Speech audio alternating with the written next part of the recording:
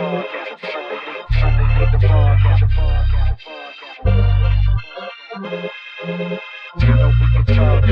to Sunday League Podcast. You know we can talk trash. If you ain't with it, you can fall back. Welcome to Sunday League Podcast, the podcast. Welcome to Sunday League Podcast, the podcast. Welcome to Sunday League Podcast. You know we can talk trash. If you ain't with it, fall back. Welcome to Sunday League Podcast, the podcast. Welcome to Sunday League Podcast, the podcast. What's cracking, you fucking bush leaguers, and welcome back. This is episode number 79. 69 plus 10. Nice. DH, throw it down, dog. What up, Boski? Got myself my little Stella Artois Midnight Lager. Very chocolatey. Oh, that sounds like some shit that I'd like. I'm going to have to go look. You would. I know you like the dark stuff. That's what she said. Yeah, I'm just drinking a Monster, man. It's boo. It's 10 o'clock at night and I'm drinking Monsters. That's fine. I have a long night ahead of me. I've had a lot of long nights these last. You have, Boski. Much respect, days, man.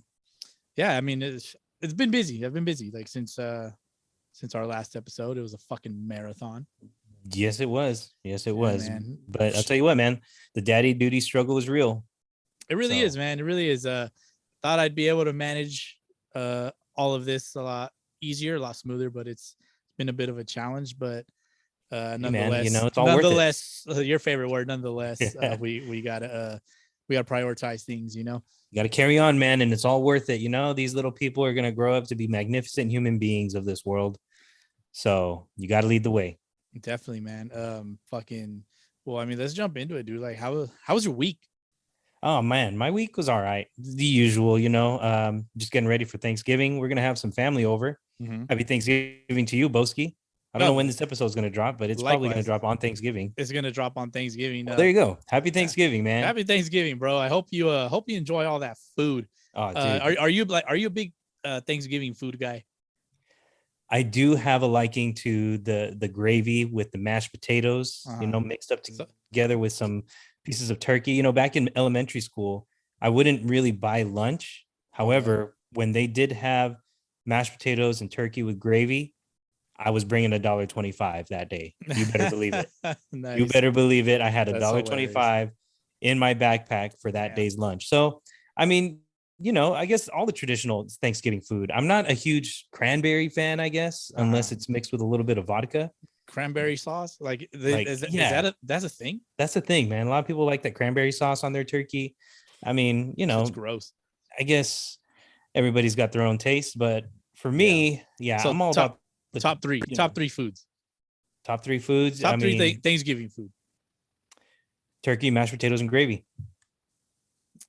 But wouldn't mashed potatoes and gravy come hand in hand? Like you're not. You can have gravy by itself. You're not drinking the gravy. That's kind of. Yeah, I mean, I don't know, man. I've never done it, but I'm sure somebody out there listening to this podcast has at some point in their lives taken a swig of the gravy. Yeah. Well, shit for me, man. What about you, Boski? What you got? I like top three. So I'm gonna group mashed potatoes and gravy together. Yeah. That's number 3. Okay. Number 2 would be like little biscuits, little muffins. All right. Throw them in the oven and you dip that shit in the mashed potatoes and gravy. Oh, okay. But yeah, I can support that.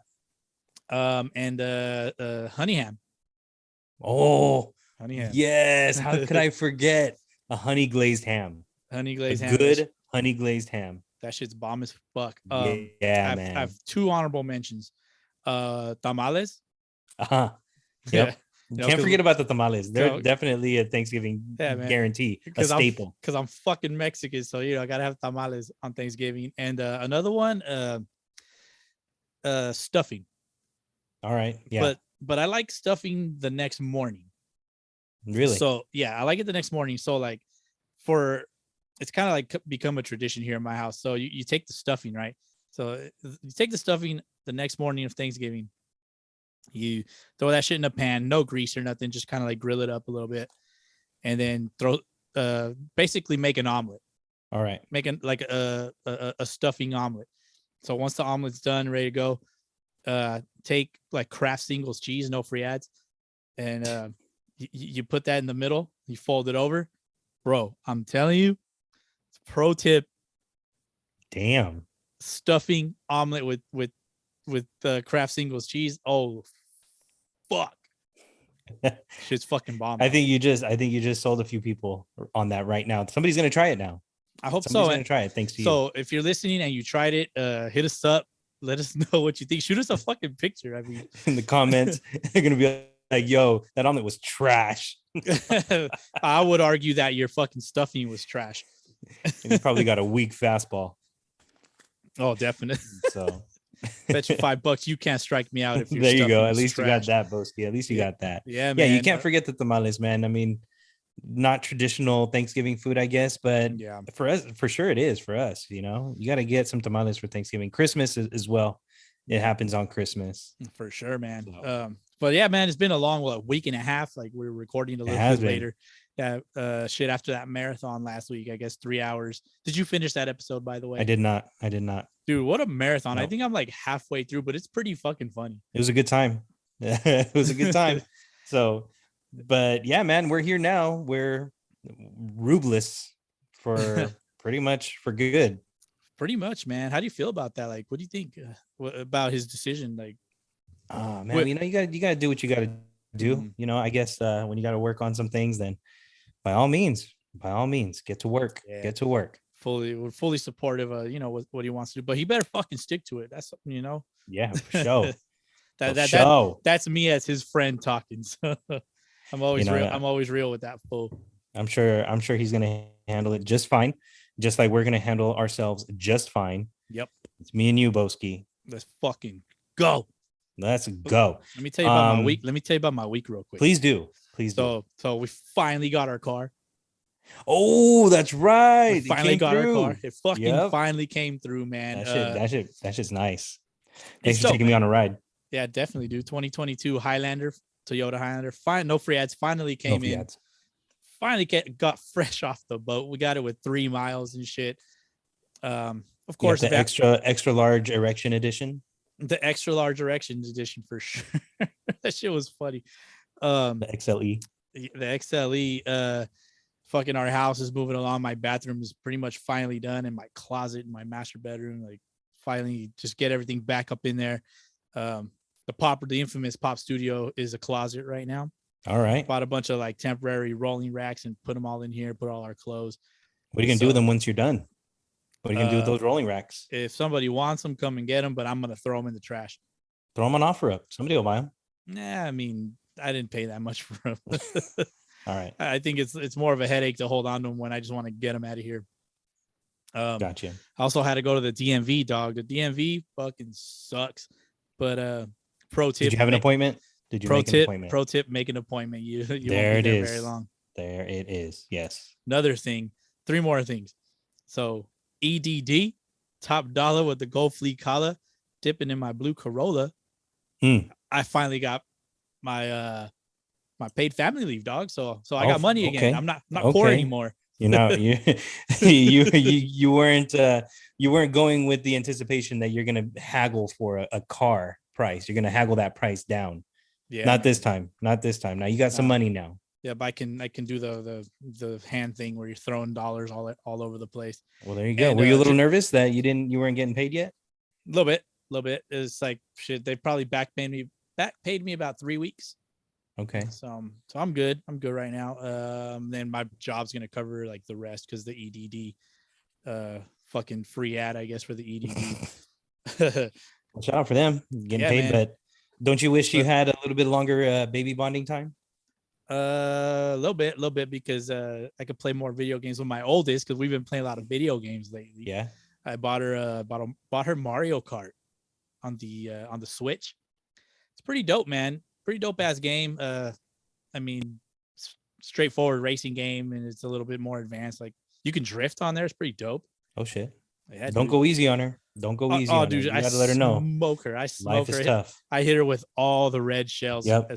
If you know what I'm talking about, then you're a real one. But just to bring it back to baseball, Wario on Mario Party. Yeah. There's like a little baseball mini game kind of hidden within the game. If you know how to navigate the game, you know how to find it. So Wario has like the most epic batting stance. So I don't know if they do the same thing in like the Mario baseball game or whatever.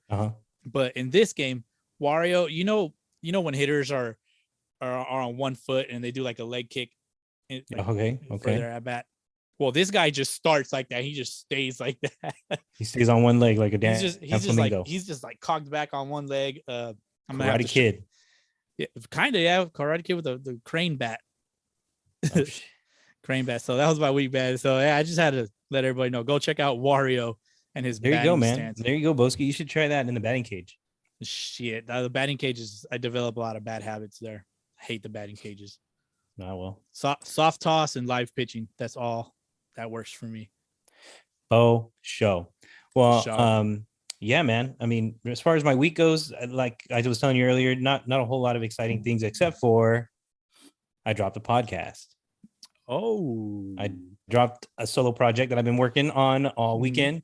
Thanks to Boski and his tips, I have been able to get it off the ground. So go check out Revenge of the Marinerd live on Spotify, where pretty much I just talk Mariners. That's it. So it's not that interesting. It's fun, man. It's fun. Like you were telling me about my dry humor. I could see the same. You're not as dry as I am, but it's fucking funny, dude. It's just hard doing something by yourself. Like you're just talking in a room by yourself, and I'm getting used to it. But hey, why not? Mariners are going to do some exciting things this year, Boski. I want to be front and center when it happens. Yeah, man, it's a good time for to start a new Mariners podcast. Yep. I've taken to listen to it. I like it. I enjoy it. The music is better than the content, but yes. I know you got a lot of good music on there. You got to settle on something though at some point. I know. I'm a little all over the place, but whatever. I'll figure it out. Yeah, we got to get that shit on Apple. We do. We do. I just don't. I don't know. I haven't figured it out yet, but it can't be that hard. I know how to do it. I need your green light. oh, for sure. All right, Boski. Yeah, well, man. We'll talk about that a little bit later. Yeah, we'll talk about more of that later. But let's talk about some Sunday League baseball. We went to another game, championship game. We did, and that's when I got to ride in Boski's car, his extra large erection. That didn't sound right. No, it didn't. That's what she said.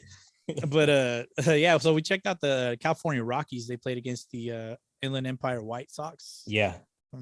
Good pitching from the Rockies. The White Sox just got some timely hitting, and they won the game. What was it? 5-2, I think was the final score. Yeah, 5-2. It was it was a championship game. It was a championship game. I didn't see many errors. I will say though that the catcher for the White Sox team literally could not throw the baseball. Bro, I have a better arm than he does. I would have ran backwards on this fucking guy. I have a better arm than this dude, and that's hard. That is really, really difficult for me to do, to have a better arm than somebody else. And I witnessed something. It brought me hope. It gave me hope. So there you go. I think he probably maybe has a better bat than his arm. That's probably what keeps him on the field. But yeah, either way, they won the championship. Congrats to them. The Rockies had a chance there at the end with the bases loaded in the 9th inning. Grounded into a double play, man. Tough way to go out. End it with bases loaded, dude. It was tough. I mean, I was looking for the line drive in the gap. That was, imagine. We'd been like, oh shit. And then the sprinklers come on, dude. The sprinklers came on middle of the game. Middle of the 8th inning or some shit. Delay. Deep in the outfield, though.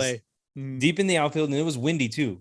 The wind was blowing in. And it was deep, and like the way I seen it, none of these guys were going to hit it out there. I'm exactly. just gonna say that's why I think they played through it. I think that's why they kept on playing through it, was because the number one, wind's blowing in. Number two, none of these guys really seem to have been hitting the ball with any power or any authority deep in the outfield. So yeah, keep playing through. But then again, eventually there was another set of sprinklers that turned on that were closer to the field of play, and they had to kind of stop the game for a little bit. Yeah. But then they got the sprinklers off after about 15 minutes. Yeah, dude.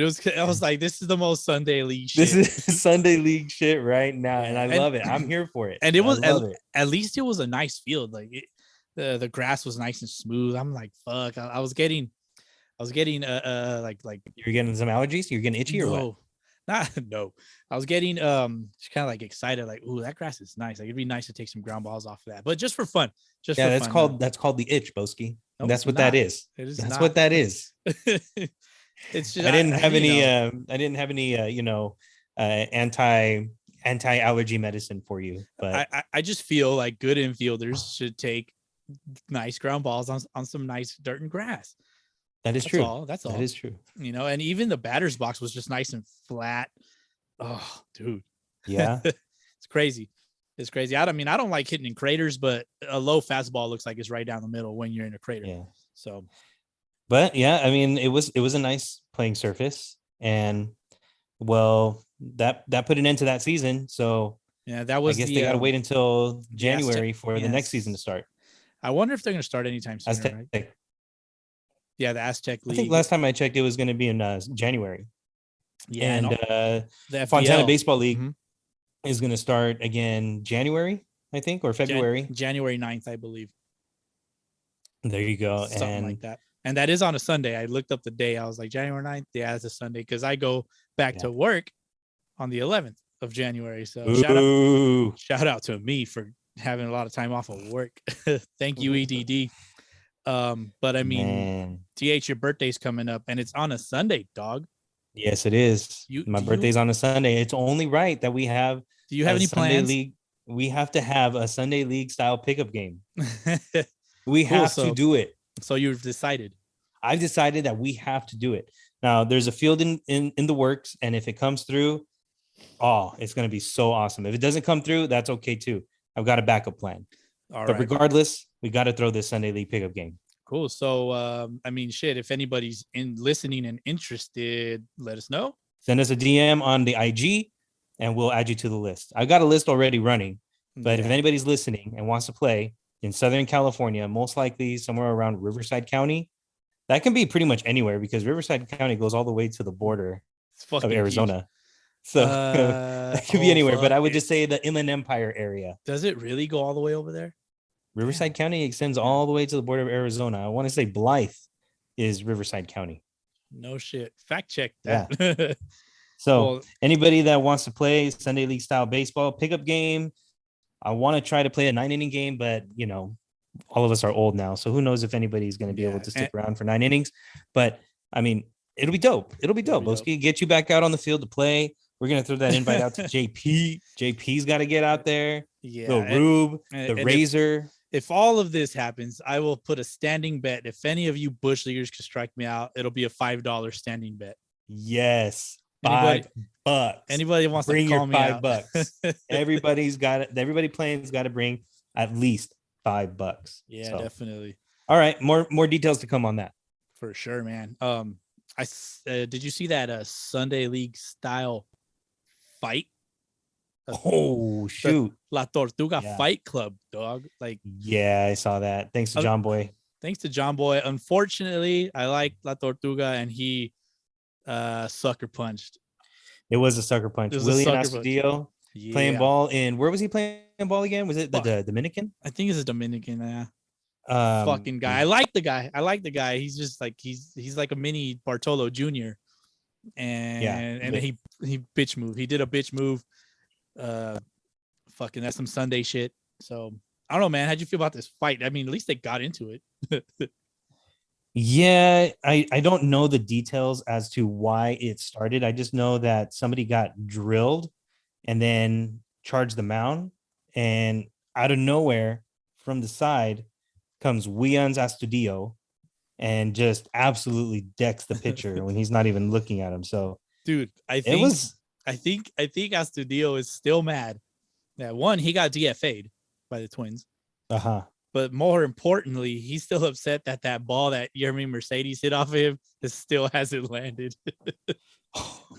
Yeah, so I think he's just taking out his frustrations on the pitcher. So this is from thebrobible.com. Thebrobible.com. Where do you find these things, bro? Jesus. It was actually in Venezuela.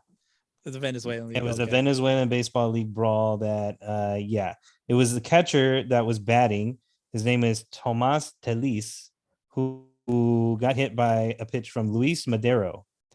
And he immediately turned towards the mound and started yelling in Madero's direction.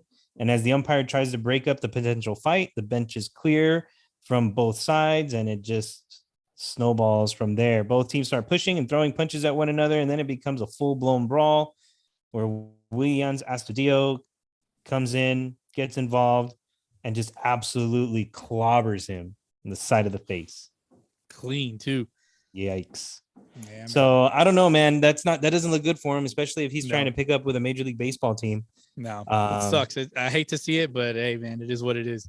That's the unfortunate side of baseball. Yeah. But yeah, man. I mean, Turtle Fight Club. For real. You don't talk about it. You don't talk about it. No, man. But you talk about unfortunate. Well, there's been a lot of fortune going on in the MLB as of late. You're talking about the dollars? A lot of dollars and cents are going many different ways. A lot of pitchers have signed. Yeah, nobody has signed a contract for Bitcoin to get paid in Bitcoin, not yet at least. That happens in the NFL, but not in baseball. Yeah. Oh shit, that's cool. Yeah, there's a football player that requests to get his paycheck in Bitcoin. No, in baseball they're getting paid in dollars. Now, what you do with it after that is up to you. But they're getting paid in American dollar bills. You can buy Bitcoin. You can. Good. I mean, shit.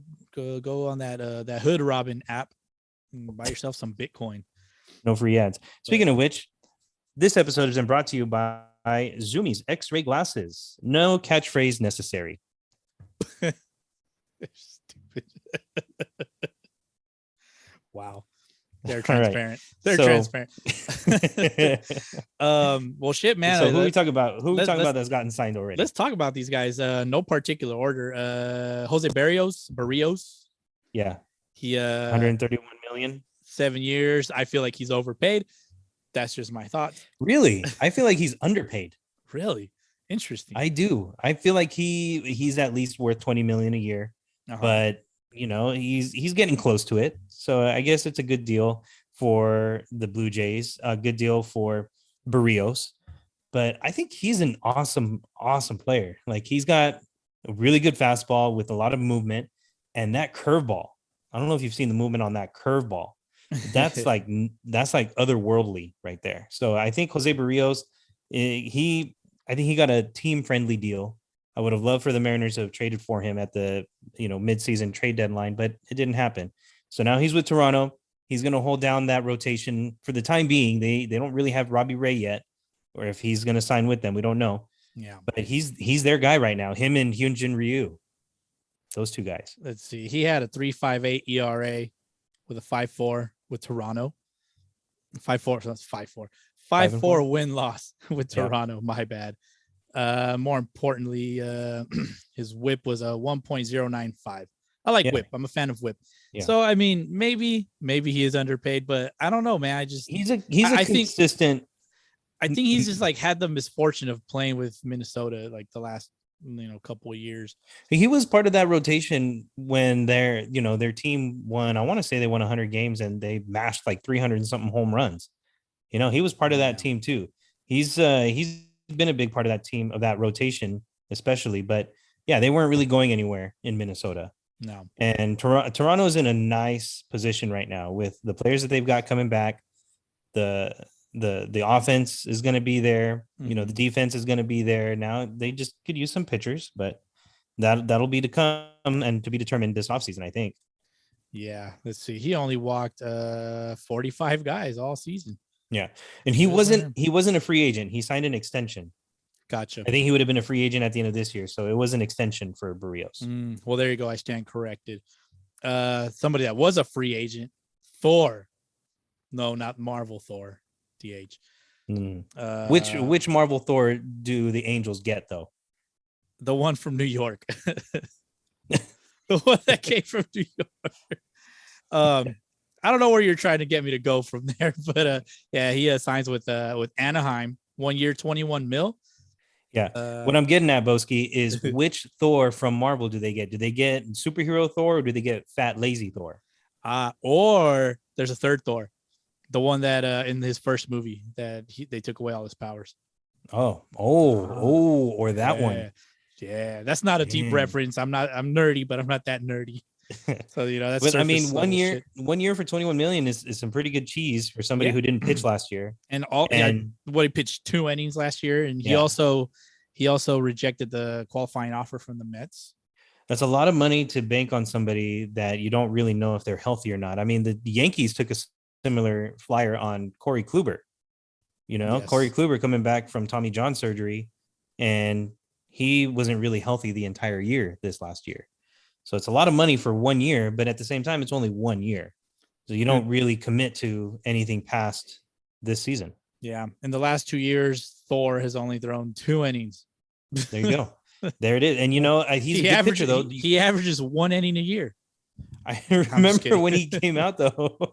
I remember when he came out, when he made his debut, like he was a big name because of the fact that he consistently threw his fastball, like his average fastball velocity was number 1 or among like the top 3-4 pitchers in Major League Baseball for starting pitchers that had an average fastball velocity. It was pretty close to 100 if it wasn't 100 miles an hour.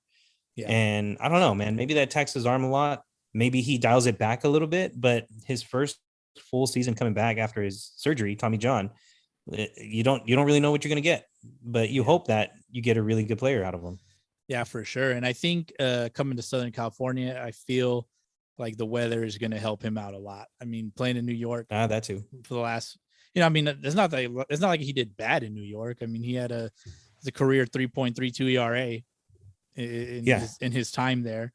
Yeah, he's good when he's healthy. Ooh, that's the question. He has the lucky 7s in strikeouts, 777 strikeouts, a 2.93 FIP. At a boy, go Thor. I mean, he has a good track record, but just injuries don't really help him out with Tommy coming off Tommy John and only throwing 2 innings.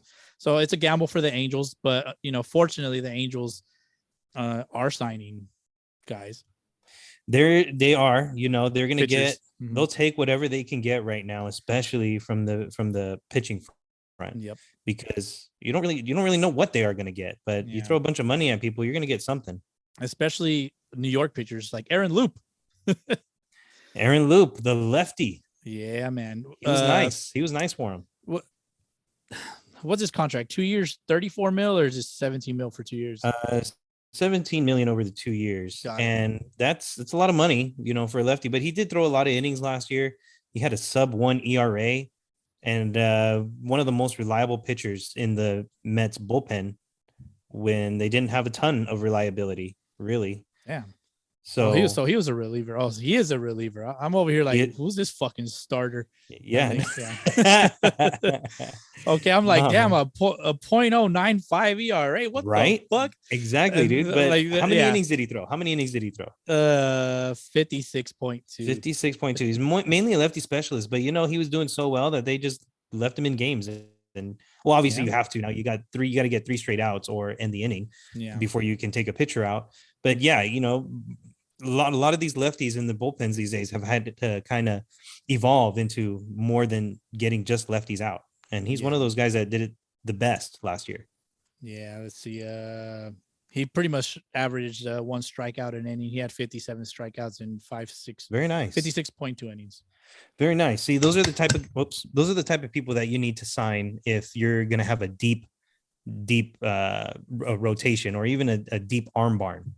You got to have those type of lefties that are you're gonna put them in, and they're gonna get the lefties out, but can they get the righties out too? You need those guys. So yeah, definitely. Good pickup for the Angels, man. The Angels, they have the potential to have a really, really good team next year. They always do. But for some reason, they just have not been able to put it together for Mike Trout. They're right in the prime of his career, and it's going to be a situation like the Mariners and Griffey, when Griffey made the playoffs a couple of times, but never went to the World Series. They just couldn't really put a strong team together. And those Mariners with Griffey too struggled with pitching.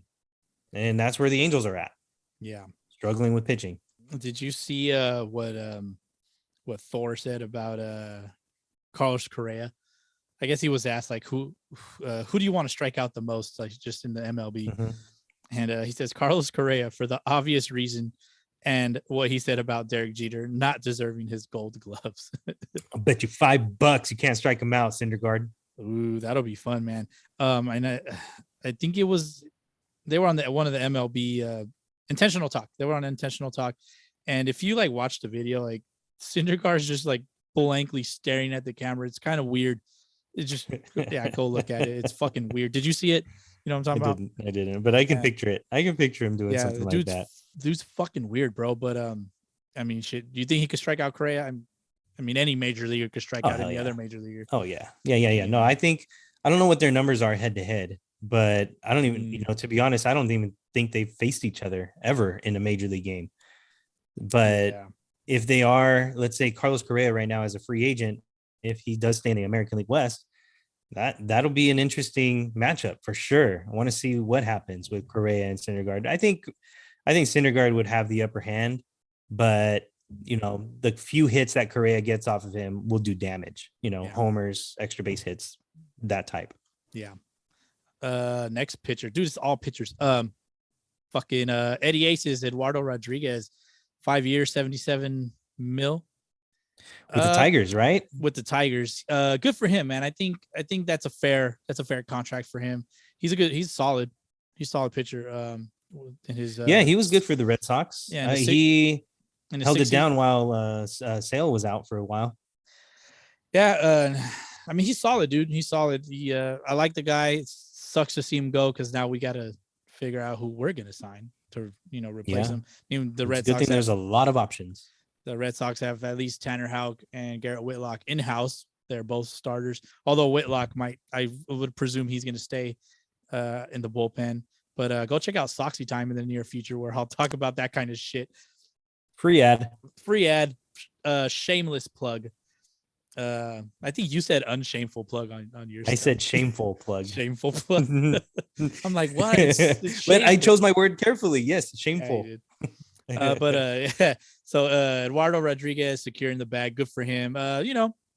Sucks to see him. Well, the Tigers are going to have some really good arms coming up that are still very, very young. I mean, some of them just recently made their major league debuts. You got Matt Manning, I think, who was once upon a time first round draft pick. Yeah. You've also got Tarek Skubal, once upon a time first round draft pick, if I'm not mistaken. And then you have another guy out there who's actually their best pitcher, but I can't think of him right now. Oh, dude. Casey Mize. Casey Mize. Yeah, I think he was like a number 1 overall draft pick once upon a time. So Tarek Skubal, the 2017 junior amateur draft from Seattle University. Tigers. Shout out. All right. He was drafted by the Tigers in the 9th round in 2018. Oh, okay. All right. So I'm 0 for 1 there. And then strike one. So you're Casey Mize. You're actually 1 for 2. Okay. Because Casey Mize was a first round pick. Now you're 2 for 3. Yeah, there we go. So two first round picks there. You got some good arms, you got some good young players, and now you fill the 4th spot with Eddie Rodriguez. Yeah. And that's a pretty good 1 through 4. Casey Mize is 1-1. There you go. Former number 1 overall draft pick. What year was that? 2017? 2018. 18. Yeah. All right. But 3 strong arms. Now you got Rodriguez. You got a young core that you're ready to build with. And now you've got AJ Hinch, who's very, very familiar with this type of team. Yes. So Tigers could be in a position to be very scary next year. Yes. If they can sign 1 to 2 free agents. Yes. And we'll talk about that a little bit later. Yeah, buddy. Let's see for that one. Who else? The Giants. They like their current pitchers. Alex Wood signs. They do like their options. 2 years, 20 mil, and Desclafani, 3 years, 36 mil. Good for them. They're just waiting for Kevin Gausman to see what he does. But Giants looking to keep a good thing going, I guess. Yeah, I mean, run it back, see what happens. They might back with the core. They might need to get a little bit younger in some areas, especially with Posey gone. I mean, what are you gonna do? Yeah, that's another thing too. Posey's a big reason why those pitchers were very successful last year too. Yeah. Let's see. Justin Verlander goes back to Houston, 25 million 1 year, something like that. Okay. All right. Yeah, good for him. Coming off Tommy John. It sucks. It sucks to see him go there. Because that's just boring. Like, go somewhere else. Make it fun for us. Make it fun for us. Like, he should the Dodgers. Imagine the Dodgers get him and Scherzer, bro. That's super boring. That's like insanely boring. Like snooze fest, dude. Like, yeah. I'm glad that MLB TV has it blocked in our area. Yeah, I know that I'm not missing out on anything. Like, Oh shit. Oh speaking of, man, Dodger fans are not laughing right now. no, they're not. Fight me.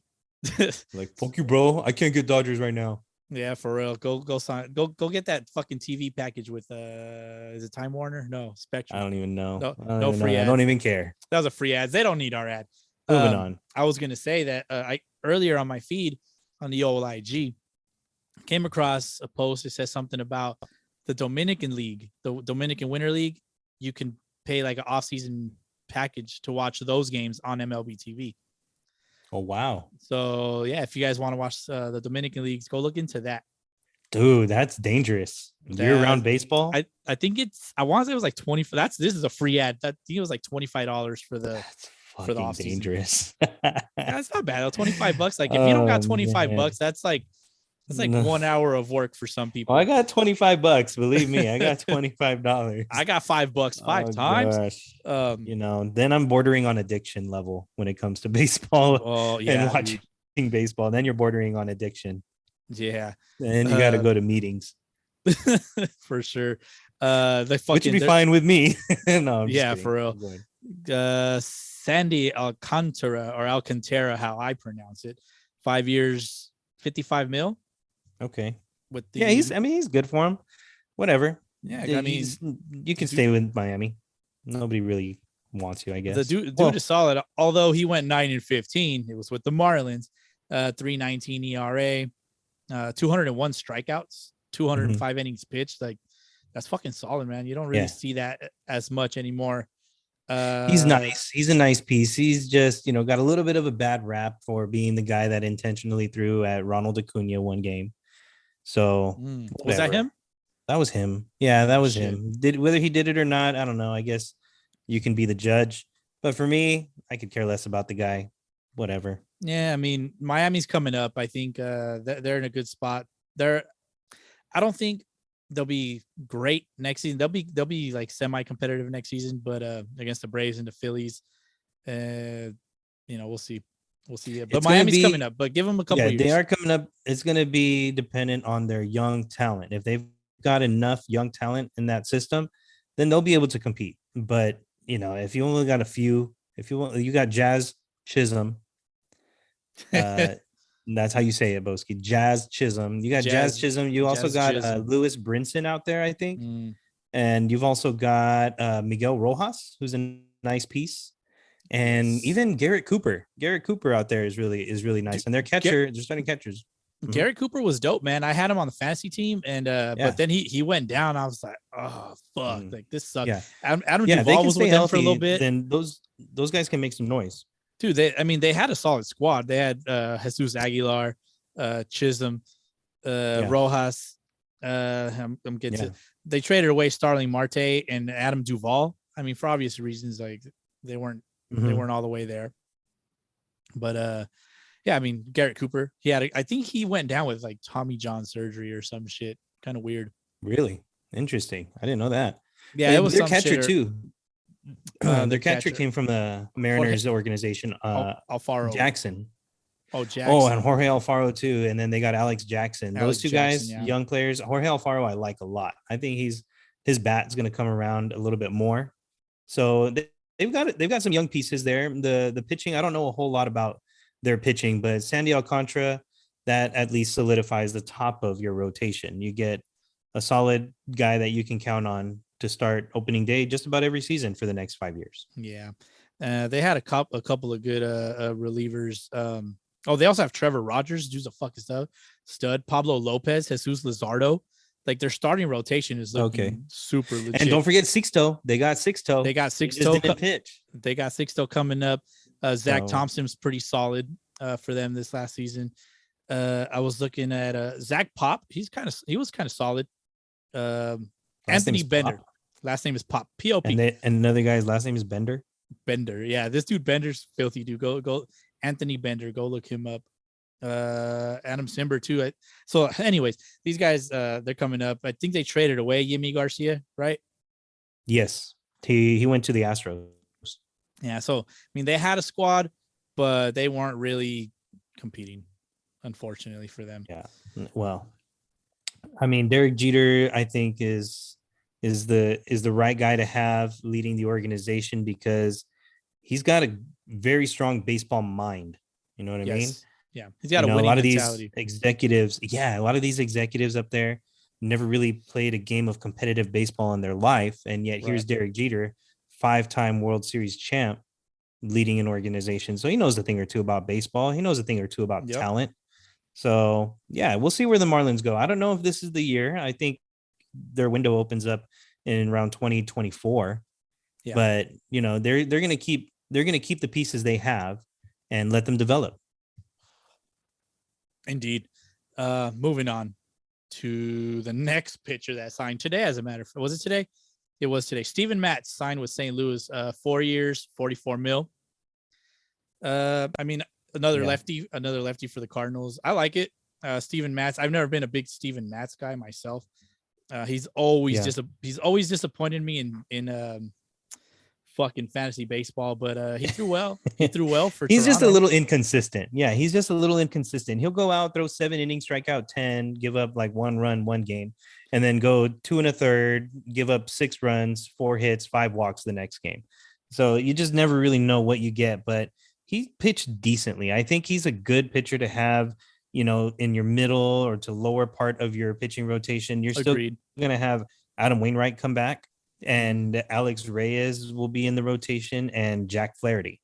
So at least those top 3 guys, and now you throw Steven Matz in there, nice lefty to break them up. He'll be a 3 or 4 guy. That's not bad money to spend for him. 11 mil is a lot, but I mean, he deserved it, I think, right? I mean, Yeah, I mean, they're not exactly breaking the bank on him. No, definitely not. He had a sub-4 ERA with 150 innings pitched and 144 strikeouts. So pretty solid, man. Mhm. I mean, that's can't ask for more from a reliever. How many Miles games? Mikolas might be coming back next year for Yeah. the rotation too. So good pickup. They needed somebody like that because I tell you what, man, the Cardinals and the Brewers are going to be duking it out in the NL Central next year. You know why? Because the Reds are going to tank. Okay. The Pirates are going to tank. Okay. And the Cubs are going to tank. So it's really going to be Brewers and Cardinals. I think it's going to be between those 2 teams that are pretty much going to go head to head in an arms race. Who can pick up the most talent? Really, I think it's going to be those 2 teams in the National League, along with another one that I'll talk about. But those 2 in the NL Central, it's those 2 teams. It's up for grabs for them. Indeed. You know who's not up for grabs? These nuts. And Wander Franco.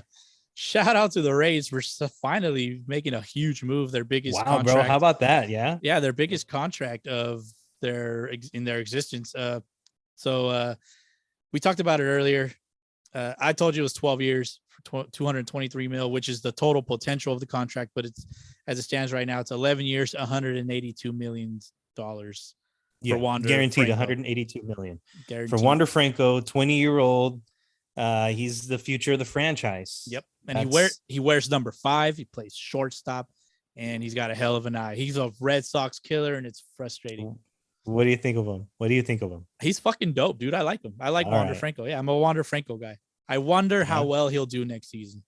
I always remember the day that I told my wife about him. I was like, oh yeah, they just got this guy from they just called him up from the minor leagues, and he was born in the year 2000, or he was like born in the 2000s. His name is Wander Franco. And she's like, what? His name is Wendo Fundo? And I go, Wander Franco. She's That's like, hilarious. I thought you said his name was Wando Fundo. I was like, that's actually a pretty dope name if his name was Wendo Fundo. That is a pretty dope name. I would rename my child that. Wendo Fundo. Wendo Fundo. So yeah, he's getting paid. He's getting his money. Now, here's the thing though. There's players that are his level right now that are getting banked. 20 mil, 25 mil. Some of these guys that he's better than right now are getting nearly twice as much as what he's getting right now. He's getting, if you do the math, 11 years, $182 million. That works out to being what? I'm guessing 15, 16 million. So 182 divided by 11. 16.5 million a year. $16.5 million a year. Whereas guys like Corey Seager, Marcus Simeon, or even Trevor Story, Carlos Correa, these guys are going to be getting pretty close to 30, if not more than that. Now, Yeah. Wander Franco is unproven so far, but he has shown to be something that you can build a team around, a la Fernando Tatis Jr. Yes. You know? Yeah, and I think he's So- a lot more humble than Tatis Jr., mind you. So is it a good deal for him? Good deal for the team, or for both? I think it's a good deal on both sides. Like, a lot of people are going to say, "Oh, the Rays, the Rays got the better end of it. No, Franco got the better end of it because he's kind of unproven." See, Wander Franco is going to have $223 million in his pocket by the time he's 32 years old. But is it selfish to say that he could have had 400 or even 500 million by the end of those 11 to 12 years? He can get an even bigger bag at the age of 30, 31. Okay. Yeah, I guess that's a good point, because he'll be another free agent again at that point. He'll be a free agent again in his prime. He's not in his prime yet. Yeah. He secured the bag. He's getting his money. It's $223 million. Like, if you told me, if you want 300 million or 200 million, I'll take either one. I don't give a shit. To play baseball. I'm fucking playing baseball and I'm broke. Like, fuck yeah.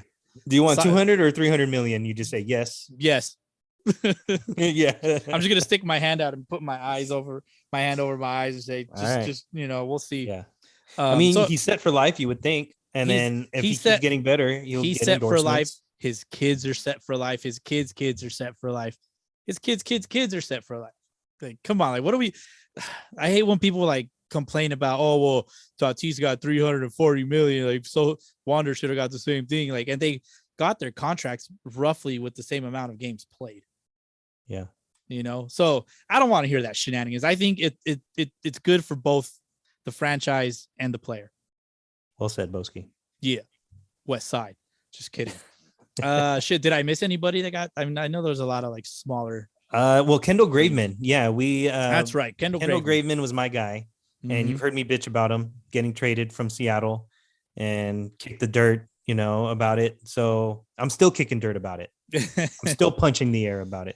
That's hilarious. Kendall Graveman signs with the White Sox for 3 years, $24 million. The White Sox now have the three-headed monster in Graveman, Kimbrel, and Hendricks. Crazy. And I just can't help but think like that could have been our team right there. If the Mariners would have re-signed him, not only do you make amends for that dumbass, what do you call a freaking tone deaf, blind,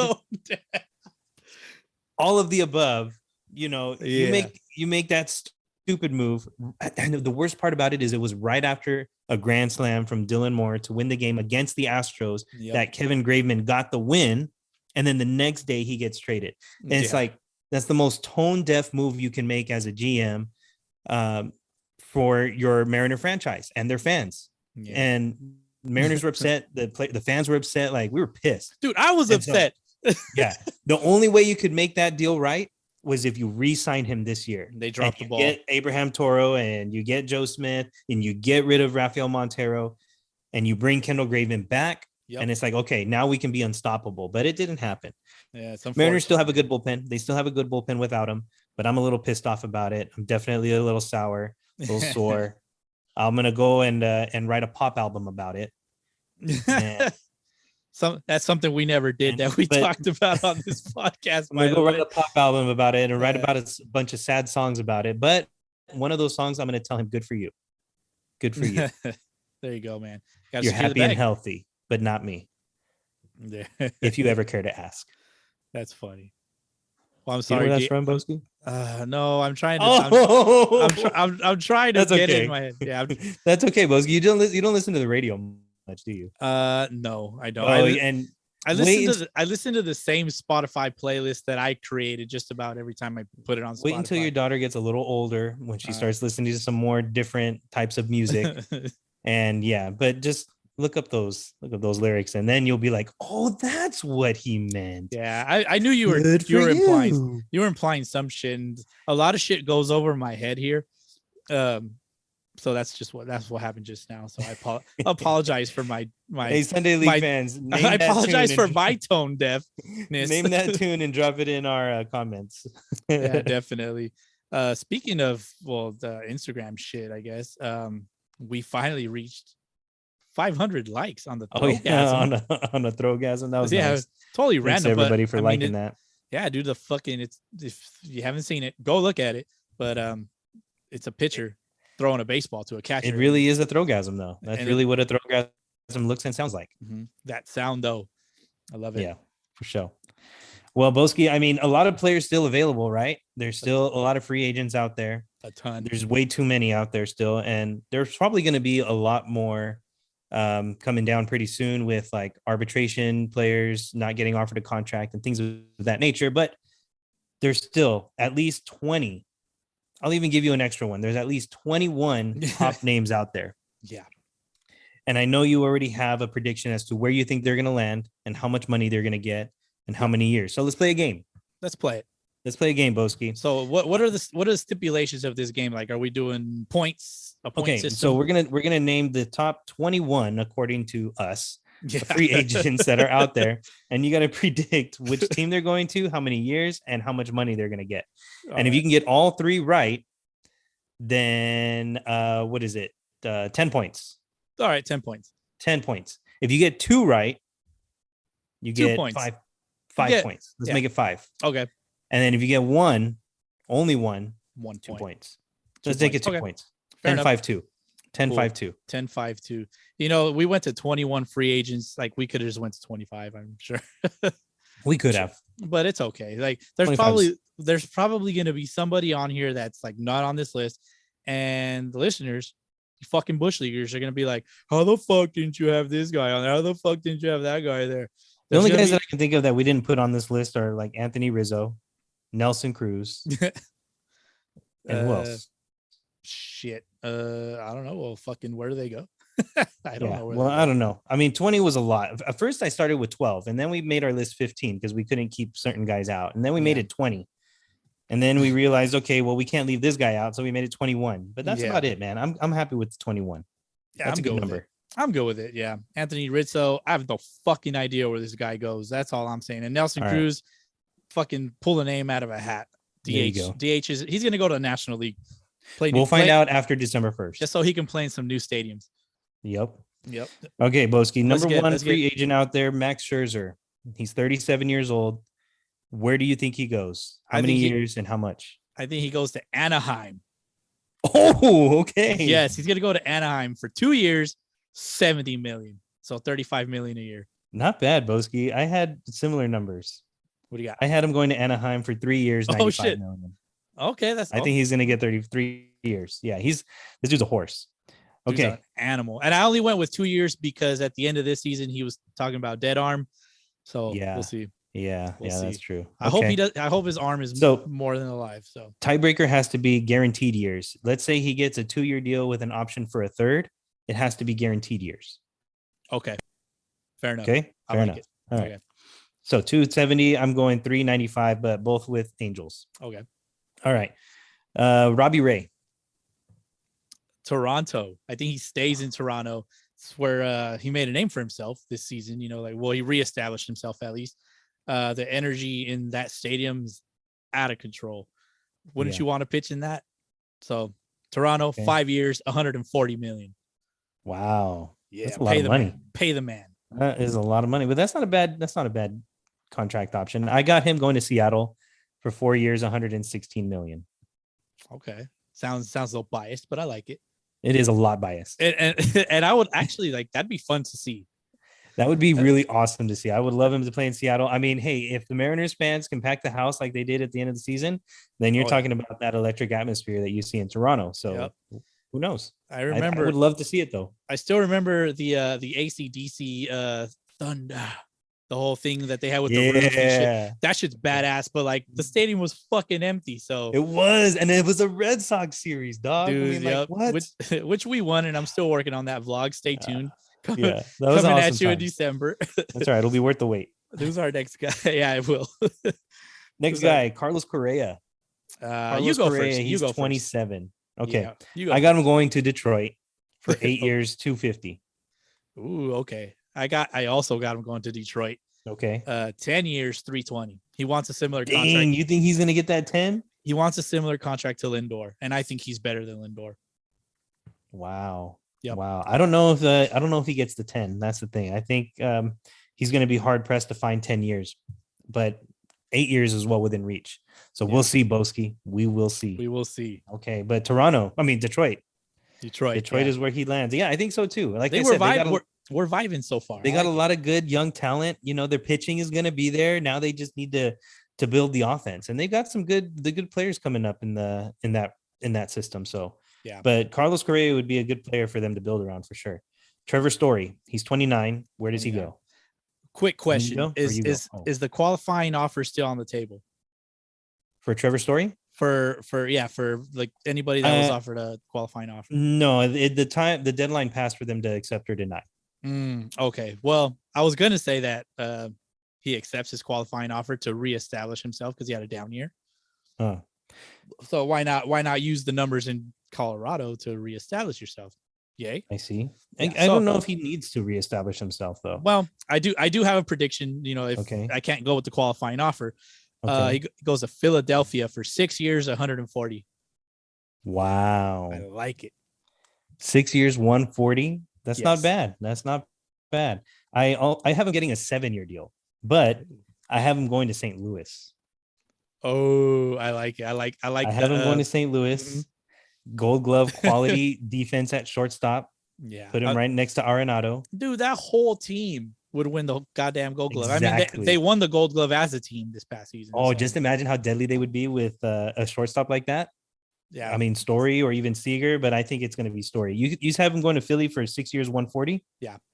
Okay. I think he's going to St. Louis for 7 years, 200. Okay. I think they may overpay a little bit for him, but that's probably what it's going to take. Yeah. And I mean, I think he wants out of Colorado, but it would be good to see him accept the qualifying offer and be like, fuck it, let's just put up some numbers, and then they trade him. Yeah. To confirm, I did a quick fact check. He did reject his qualifying offer. Well, I'm glad I had a prediction. So there you go. All right. Next guy I got on the list is Corey Seager. He's 28. Another prime time shortstop. He's going to the Bronx. 10 years, 300. Dang. Yeah, they're gonna overpay for him. They're gonna overpay for him. I like Corey Seager. He is worth $300 million. I just think the injury bug is not his friend. No, not at all. So 10 years though. Yep. I don't know, man. I think the Yankees are done with those types of contracts. Nope. I think they do it again. I think they're that dumb. You think they're that dumb? And that, I mean, I think they're definitely desperate. They're definitely desperate to sign somebody and to make it worthwhile to keep Aaron Boone, because if the team sucks again and you still have Aaron Boone as the manager, I mean, dude, you're just lost a good percentage of your fans right there. Yeah. So I think the Yankees go really hard after some people, but they're not going to get Seager. I think Seager goes back to the Dodgers. He goes back to the Dodgers, and I think you're right. He's worth 30 mil, but he gets 7 years, 210. Okay. All right. That injury bug. I'm telling you. It's real. It's very real. Marcus Semien. Ooh, you go Marcus first. Semien. You go first. Okay. Marcus Semien is 31. I don't see him getting a long-term contract, but he's going to Seattle. He's going to Seattle 5 years, $147 million. Ooh, okay. Doesn't get 30 mil. He gets just under 30 million though. All right. I also have him going to the West Coast in Anaheim. Oh, what? 5 years, 160. Pay the man. Damn. Now, why the Angels? You think they just don't have that much faith in Fletcher? Fletcher's a second baseman. Well, you're gonna put Semien at second, or you're gonna put him at short? You're gonna put him at short? Put him at short. Fuck yeah. All right. Let's do it. Fuck it. Pay the man. The Angels. Trade away your youngsters and get some more pitching.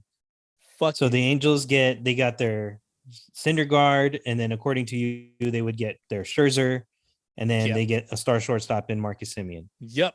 And they move Fletcher over to second. I like Fletcher better at second anyways. Okay. Yeah. All right. I hate it. For obvious reasons. Okay. Let's go international here for the next one. 27-year-old Seiya Suzuki from Japan. Ooh, a Suzuki from Japan. From Japan. I have a Suzuki from Japan going to Seattle for 3 years, 45 mil. Okay. To give him a chance to prove himself. Yep. I like it. I like it a lot. And I also see him going to Seattle for sure, but I have him getting a 5-year deal.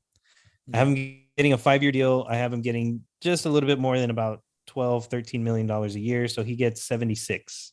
Okay. I have him getting 76 million over 5 years from Seattle. Similar numbers. I mean, a Suzuki from Japan. Come on.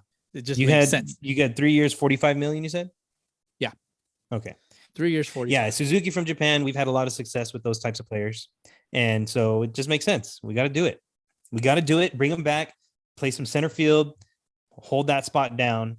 Yep. And man, this is gonna be real nice if you manage to get all these guys. You're so horny right now. I love probably it. won't happen. I know. I love it. All right, Boski. Who's next on our list? Next guy, Freddie Freeman. Freddie Freeman, World Series champ. The World Series champ will be staying in Atlanta for 8 years. Whoa. 250 million. Let's fucking go. Pay them number 5 years. Pay number 5. He That's wears number 5. Yeah. Okay. Dude, the man can hit. He can hit. The DH is coming. Like, he's gonna be able to prolong his career that way. He's gonna play till he's 40. Yes. Okay. Yes, he is. All right. I think he goes back to Atlanta, but he gets 6 years, 178. Okay. I don't know. I don't know how the math adds up. 8 years, 250. I think it's 32 mil. I just wanted to throw some funky numbers in there, just because people are weird when they're on like shows like The Price is Right, and they throw stupid numbers in there. I just wanted to do the same. Yeah. Yeah. Okay. How about Chris Bryant, 30 years old? Where does he sign? I think he stays in San Francisco. 5 years, 180. Okay. I got him going to Philadelphia. Ooh. 7 years, 205. I think your theory is him and Bryce Harper are very good friends. Yes. I do like that matchup. Mm-hmm. I do like the righty lefty balance in the middle of the lineup, and he creates a little bit of flexibility at third base, and then you can put him in the outfield too. Yeah. Third base, maybe put Alec Boehm over at first base on occasion. Yeah. And yeah, with the DH, who knows what can happen? The possibilities are endless. Yeah, and you got Reese Hoskins coming back from injury, I believe. Yeah. They're primed for success, especially if they sign somebody else that we will get to in just a bit. So you got San Francisco 5 years, 180. 180. Yep. Okay, sounds good. Okay, next guy on our list, we have Nick Castellanos. All right, Nick Castellanos is one of my favorite free agents right now. As much as I want him to go to Boston, I think he's a great fit in Boston. I don't think he goes to Boston. I think he goes for 5 years, 100 mil to Milwaukee. Oh, okay. Him in Milwaukee. Now we're talking. Him in Milwaukee. Ooh, damn. 5 years, how much? 100 million. Okay. Did I write on? I meant yeah. We'll 100 mil, 5 years. So that's about 20 million a year. That's 25. 25 million. No, 25 million would be 4 years. I'm tripping. Okay, I wanted to put 125. I meant to change that. So 5 years, 125. Wow, that's a lot of money for Nick Castellanos. He's a good player, though. He is a really good player. I think he goes to the Angels. I think he goes to the Angels for 4 years. Damn. But somehow, some way, he only gets $62 million. Why did I come up with that? I don't know. Now I feel like a shithead. He's going to get a lot of money probably. But yeah, 4 years, 62. Just so we're clear, 5 years, 125. There you go. I got you. Yeah. All right. Next guy that we got here on our list, Kevin Gausman, 31-year-old, was a finalist for the National League Cy Young. Yeah. Also, he's got, I don't know. Who cares? Let me see. I can check that real quick. Give me your prediction, and I'll tell you. For Kevin Gausman, I got him going to the Milwaukee Brewers for 4 years and 90 million. That's that shit you're talking about. Okay, never mind. No, he wasn't a finalist. It was Corbin Burns, Zach Wheeler, and Max Scherzer. He placed sixth in the Cy Young Award voting, though. Okay, not even top 5. Wow. Yeah. The disrespect of the disrespect, according to Baseball Reference. Yeah. .com. But yeah, like I was telling you earlier, this is the NL Central is either for Milwaukee or St. Louis, and they're gonna race to build the best team that they can, and they're gonna put Gausman behind Corbin Burns, Woodruff, and Cordero. No. Freddie Peralta. I don't know why. Burns, Woodruff, Peralta, and now Gausman.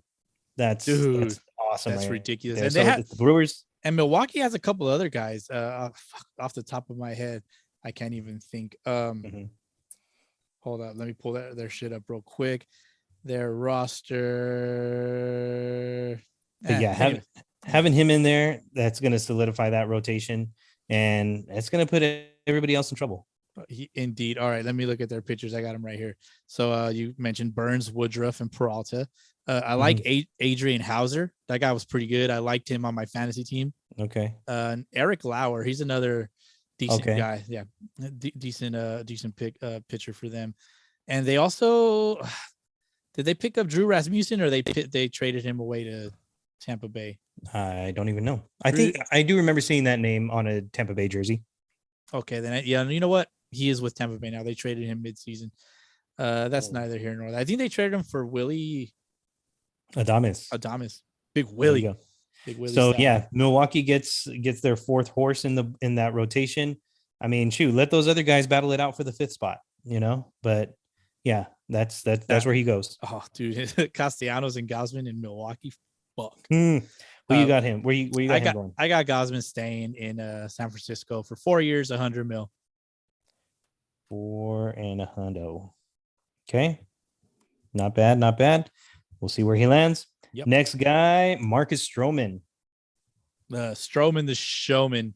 As much as I kind of don't like the guy, but I think his ground ball style as a pitcher, it plays well in Boston. Although Boston does have the worst defense, I believe, worst infield defense. But I think he goes to Boston for 4 years, $100 million. Wow. Similar 4 years, $100 million? Yeah, why not? Fuck it.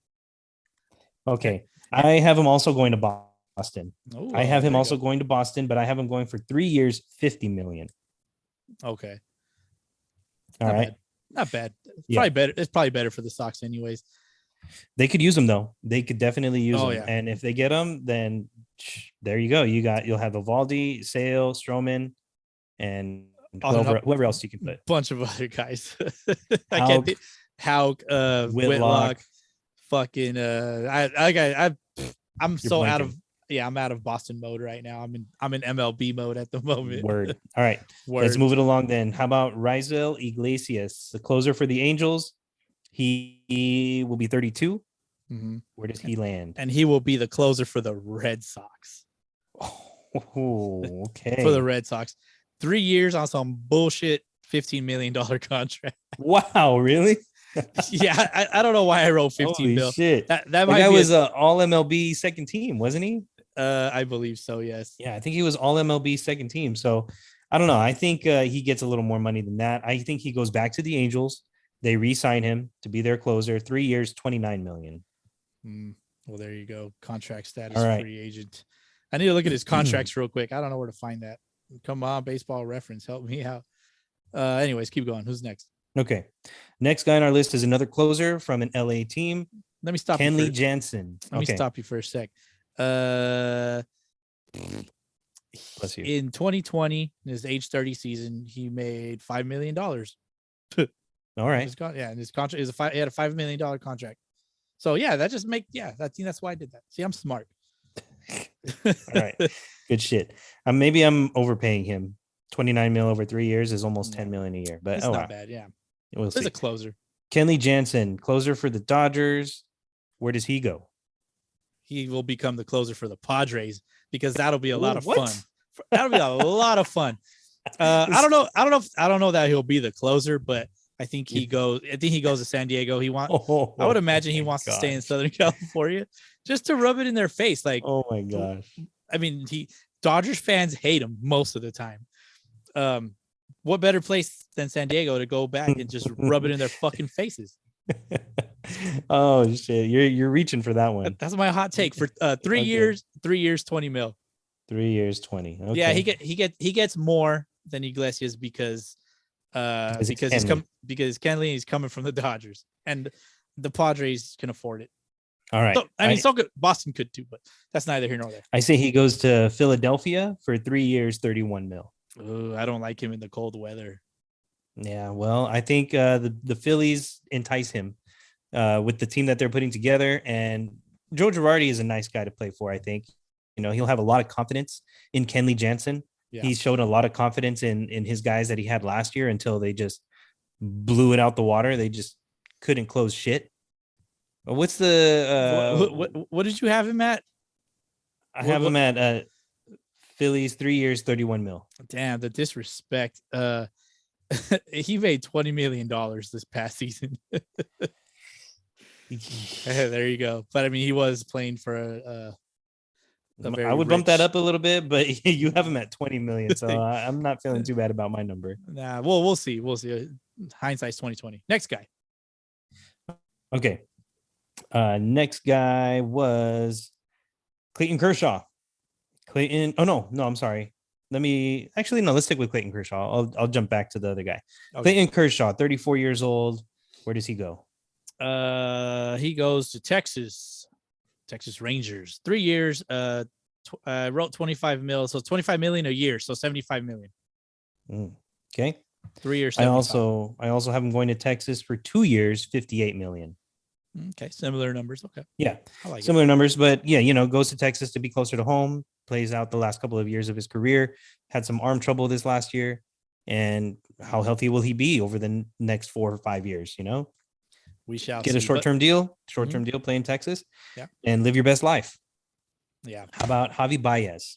Javi Baez, I like him in Philadelphia with Bryce Harper. 4 years, 105. I think just all that sauce in that city. I mean, the city of brotherly love. These guys are gonna love each other like brothers. They're gonna fight each other till the end of and it's just gonna light a fire under all those players' asses. Damn, bro. So you think they get both Trevor Story and Javier Baez? Yeah, with Bryce Harper, that MVP predicted MVP. That'd be nice. That would be nice. That'd be a solid infield right there. I like it. For 105 mil, 4 years. 105, 4 years. Okay. I have him going to the New York Mets. I have him re-signing with the Mets, plays with his buddy Frankie for 3 years, 51 million. Ooh, okay. I like this. I like the Philly New York rivalry there. Starling Marte. He's boring to me, but Detroit, 3 years, 75 mil. 3 years, 75 million. All right. 25 a year. I think he's one of the better players in Major League Baseball. Like when I'm drafting fantasy, I'm always looking at him as one of the guys that I have to have on my team because he'll give you power, he'll get on base, he'll steal, and he'll hit for average. He's always kind of been, one of those diamonds in the rough, I guess. But I don't know why, because the guy's an athlete. The guy's a stud. Yeah. I got him. I don't like his 12 home runs. You need to hit more home runs, buddy. Yeah. Okay. Yeah. Well, for me, he's hit for better power in the past. I want to say he's had a few 20 homer seasons. I will look that up. Just 2 20 homer seasons. Yeah. Okay. And one short in 2015 had 19. Then close. 20 and 23. Yeah. So in those seasons, he probably stole 30, 40 bases, didn't he? Yep. You're absolutely right. So, I'm saying he's got a good all-around game. And I think because of his underratedness, he signs a low contract. I think he goes to Milwaukee, though. I think he goes to Milwaukee, gets 3 years, $36 million. I don't know where Avi Garcia goes this year. He's a free agent as well. I don't have him on this list. Yeah. But I mean, he's, like I said, he's an athlete, and he's somebody that the Brewers would value for the top of their lineup. Put him with Colton Wong at the top of that lineup. And then you follow that up with who they got, Yelich. They got Lorenzo Cain. I want to see Lorenzo Cain come back. Yeah. So I think Milwaukee goes after him, and I think they get him. Okay, so the old baseball reference. Their 2022 projections for Starling Marte, they got him hitting 283 with 28 stolen bases and 60 RBIs, 15 home runs. I mean, yeah, I think he can do better than that. Okay. So, and that's another thing about these projections is I don't really put a whole lot of value in those projections. It just kind of gives you an idea as to whether you're on the right track or not about somebody, but I think he'll do better than that. Yeah. All right. Michael Conforto. Let me see. Another boring guy for me. He goes to Cleveland to go be a Guardian for 45 million, 3 years. Not bad. Okay, I like that. I think that could happen. I think he goes to Philly though. I think he goes to Philly. He gets 5 years, 90 million. 5 years, 90 mil, not bad. Mhm. Let me see. He made $12 million in his last season. There you go. I So, think he'll get 15. He's a good yeah. player. You got him 3 years, 45. Yes. Okay, nice. Number 19 on our list, Jorge Soler, World Series MVP.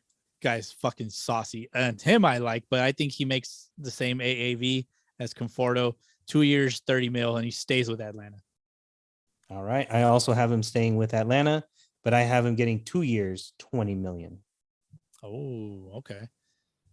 Not 2 bad. years, 20 mil for Jorge Soler. Yeah, I think they like him. I think they like his bat.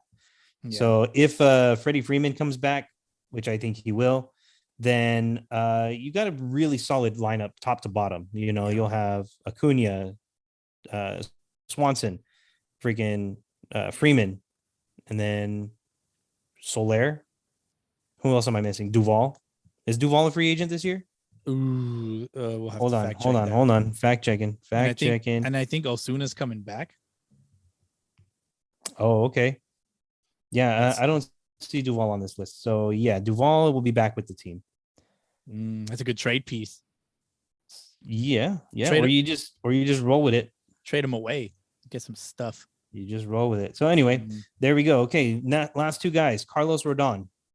Yeah, he goes to the New York Mets for 2 years, 45 mil.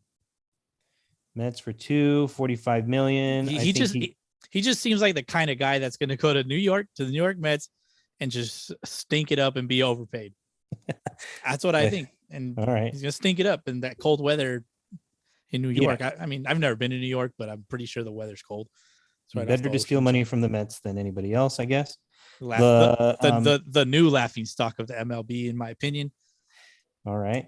And then I got him going to Houston. I have Carlos Rodon going to Houston for 5 years and 98 mil. Okay. They still got a good thing going on over there. Verlander coming back. You got Garcia, and then you got who's the other guy? Framber Valdez. That Greinke's a free agent, but with those three guys and then Rodon, you know, you're back to having another dangerous rotation with that lineup again. So we'll see. Kyle Schwarber, last guy on our list. He stays in Boston for 5 years, 140 mil. Pay the man. Ooh, 5 years, 140. Damn, you have him making superstar money right there, Boski. Have you seen him? I have, and I'm not convinced. You're not. Yeah, I'm not convinced. You need to watch more Kyle Schwarber, dog. Ah, man, That's the most patient bat in the MLB. I do, and I will have the potential to watch more Kyle Schwarber because I don't think he goes to the Dodgers, and we get blacked out from the Dodgers. So I think he goes to Tampa Bay, though. I think he goes to Tampa Bay. Oh no! Yeah, no. Why? I think he goes to Tampa. Of all sorry teams, you pick of that. I don't like the Tampa Bay Rays. Mind you, I don't either. But they have a boring uniform. They have a boring ass stadium, and like the players on that team are just boring, except for Franco. Yeah, but I mean, they need his bat. I don't think that Nelson Cruz comes back to Tampa, so I think he goes as DH. It's some outfield from time to time, but 2 years, 25 million for Schwarber at Tampa Bay. Okay, there you go. So I like it. No Yankees, however. None of these top free agents, in my opinion, will sign with the Yankees. I feel like the Yankees are the villain. The Yankees are the villain, and nobody wants to join the dark side. Why? I don't know. Would you join the fucking Yankees? You'd have to completely shave. Actually, I guess for obvious reasons, I wouldn't join the Yankees. No, I mean, but then again, I'm not a Major League Baseball player. If I were a Major League Baseball player and I'm trying to make it, I'm not going to be picky. But a lot of these guys have options. A lot of these guys have different options where they can go. And if they had a say in it, they would avoid the Yankees for whatever reason. Something stinks about the Yankees. Yep. And they would just avoid them altogether. Yeah. And I think the Dodgers lose out on a lot of those free agents too. I don't really know if Chris Taylor is going to come back to the Dodgers, but if they lose out on Chris Taylor, Dodgers lose this postseason because I don't think Max Scherzer is coming back. I think the only guy they really get is Corey Seager, but that's about it. That's about it.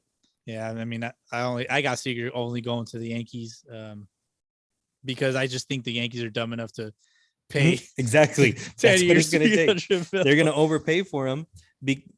because they don't have any way of getting anybody else. Yeah, I agree. I mean, first of all, as a man, I don't want to be told to shave so that I could play for you. Like, just no. Second, check my HMO plan because Aaron Judge, did you see his facial hair? Yeah. Dude, Aaron Judge needs to keep that facial hair, but you could check my HMO plan on that because I'm all about it. Like, let the man have the facial hair. He looks like a goddamn baby when he's shaved. Oh, Jesus dude. Christ. I mean, it really is like night and day. This dude looks like a football player all of a sudden. Dude, well, he always like, did, dude, but now his face does. He's Mr. Take your bitch. Like, I'm sorry, dude. I said it. Like, whatever. Do not leave him in a room by himself with your girl. For sure. That is a panty dropper right there, dude. For sure. She's leaving on his shoulders. Yeah, he's just facing forward. He's just gonna snap his fingers and point. You. Yes. No, dude. So yeah, I don't think any Yankees. I don't think they get anybody. The Yankees, any of these top free agents. I think they go somewhere else. The winners of the free agency that I've got obviously Seattle. That's my team. I think they make moves this year, and if they get those guys that I said, dude, watch out for them. Seattle, Milwaukee, the Angels, Philadelphia, and St. Louis all win the postseason. Yeah, the free agent off season. The off season. They win the hot stove. I like your picks though too, Boski, but I hope I win. I'm probably gonna win. I always win. Right. There you go. We'll see, man. Hey, man. Let's move the show along here. It's actually a good time for a cup check, man. Good idea. All right, cup check. Cup check. Correa of the Astros had mentioned that you weren't deserving of your Gold Glove. Yeah. I was wondering what you thought about that, and I didn't think much about it. I don't know how my name came up, so my Spanish is not that good. I still haven't seen it. I don't know how my name was brought up, but it doesn't even warrant a response. I mean, I can go in a lot of different directions, and I won't. That was the intent. What up? We're back. DH, what do you think about Derek Jeter and his thoughts on Carlos Correa's bullshit by him not deserving his Gold Gloves? Yeah, you have to go back and listen to what Carlos Correa said. And he said it on a podcast, not unlike ours, but a Spanish language podcast. And they were talking about Gold Gloves, and they were talking about Derek Jeter, how many Gold Gloves he won, and I don't know how it came up, but they were just talking about Gold Glove winners, right? And they talked about Derek Jeter's 5 Gold Gloves and that he didn't deserve any of them. That's what Carlos Correa said in Spanish. He did not deserve any of his Gold Gloves because of the negative defensive metrics that he has on his stat sheet. What they were referencing specifically was his defensive runs saved above average. This is on Baseball Reference. So the number of runs above or below average the player was worth based on the number of plays made. This number combines the RPM, RBDP, RBOF, blah, blah, blah. There's a few different ways that they calculate this, but defensive runs saved overall, they were referencing that he has among the worst, if not the worst number of defensive runs saved in Major League history, not just from a shortstop position, but from any position whatsoever. If you look at the worst players ever from a defensive runs saved perspective, Derek Jeter was among the worst. And that's what they were talking about. Okay. And that how he didn't deserve any of his Gold Gloves because that is a stat that they use when determining the current Gold Glove winners now. All these different stats that they're using so many more different metrics than they ever did in Derek Jeter's era. And so what they were talking about is he didn't deserve any of those Gold Gloves because of his poor defense based on these metrics. And not saying that he was a terrible player, not saying all of that stuff, any of that stuff, because clearly the man led his team to 5 World Series championships. There are certain things that you just can't measure. But the defense and those Gold Gloves is what they were talking about. Now, did he deserve any of them? Is it true? I mean, from the perspective of the defensive runs saved, that's true. Yeah, he is among the worst shortstops or position players ever in the history of the game. However, does that mean he doesn't deserve his Gold Gloves? I don't think so. Because in that time, in that era, you had a perspective of what an excellent defensive shortstop was, right? Regardless of those numbers, sometimes. Yeah, and I think the voters were privy to the eyeball test. Exactly. The eyeball test was a totally different story back then than it is now. Now you don't really use the eyeball test anymore. No. If you are judging players Mhm. purely by your eyeball, then you are behind, and you're not really, unfortunately, you're not with what's happening right now. And that's what they were talking about. He didn't deserve any of his gold gloves. And so it was brought up to Derek Jeter, like you just heard, and what he had to say about it. What do you think? I think I'm on Correa's side, man. I'm looking up at these numbers, and Correa's was it art Defensive run saved. defensive runs saved above average, blah blah blah. I mean, Jeter was at a -14 in his entire career, and Correa's at a +12.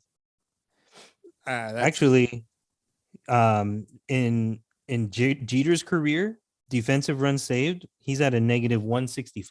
Oh, is it negative for Derek Jeter's career? Okay. In one season, his worst season was in 2005. I'm looking at the per year, so I'm looking at the average. My bad. Yeah.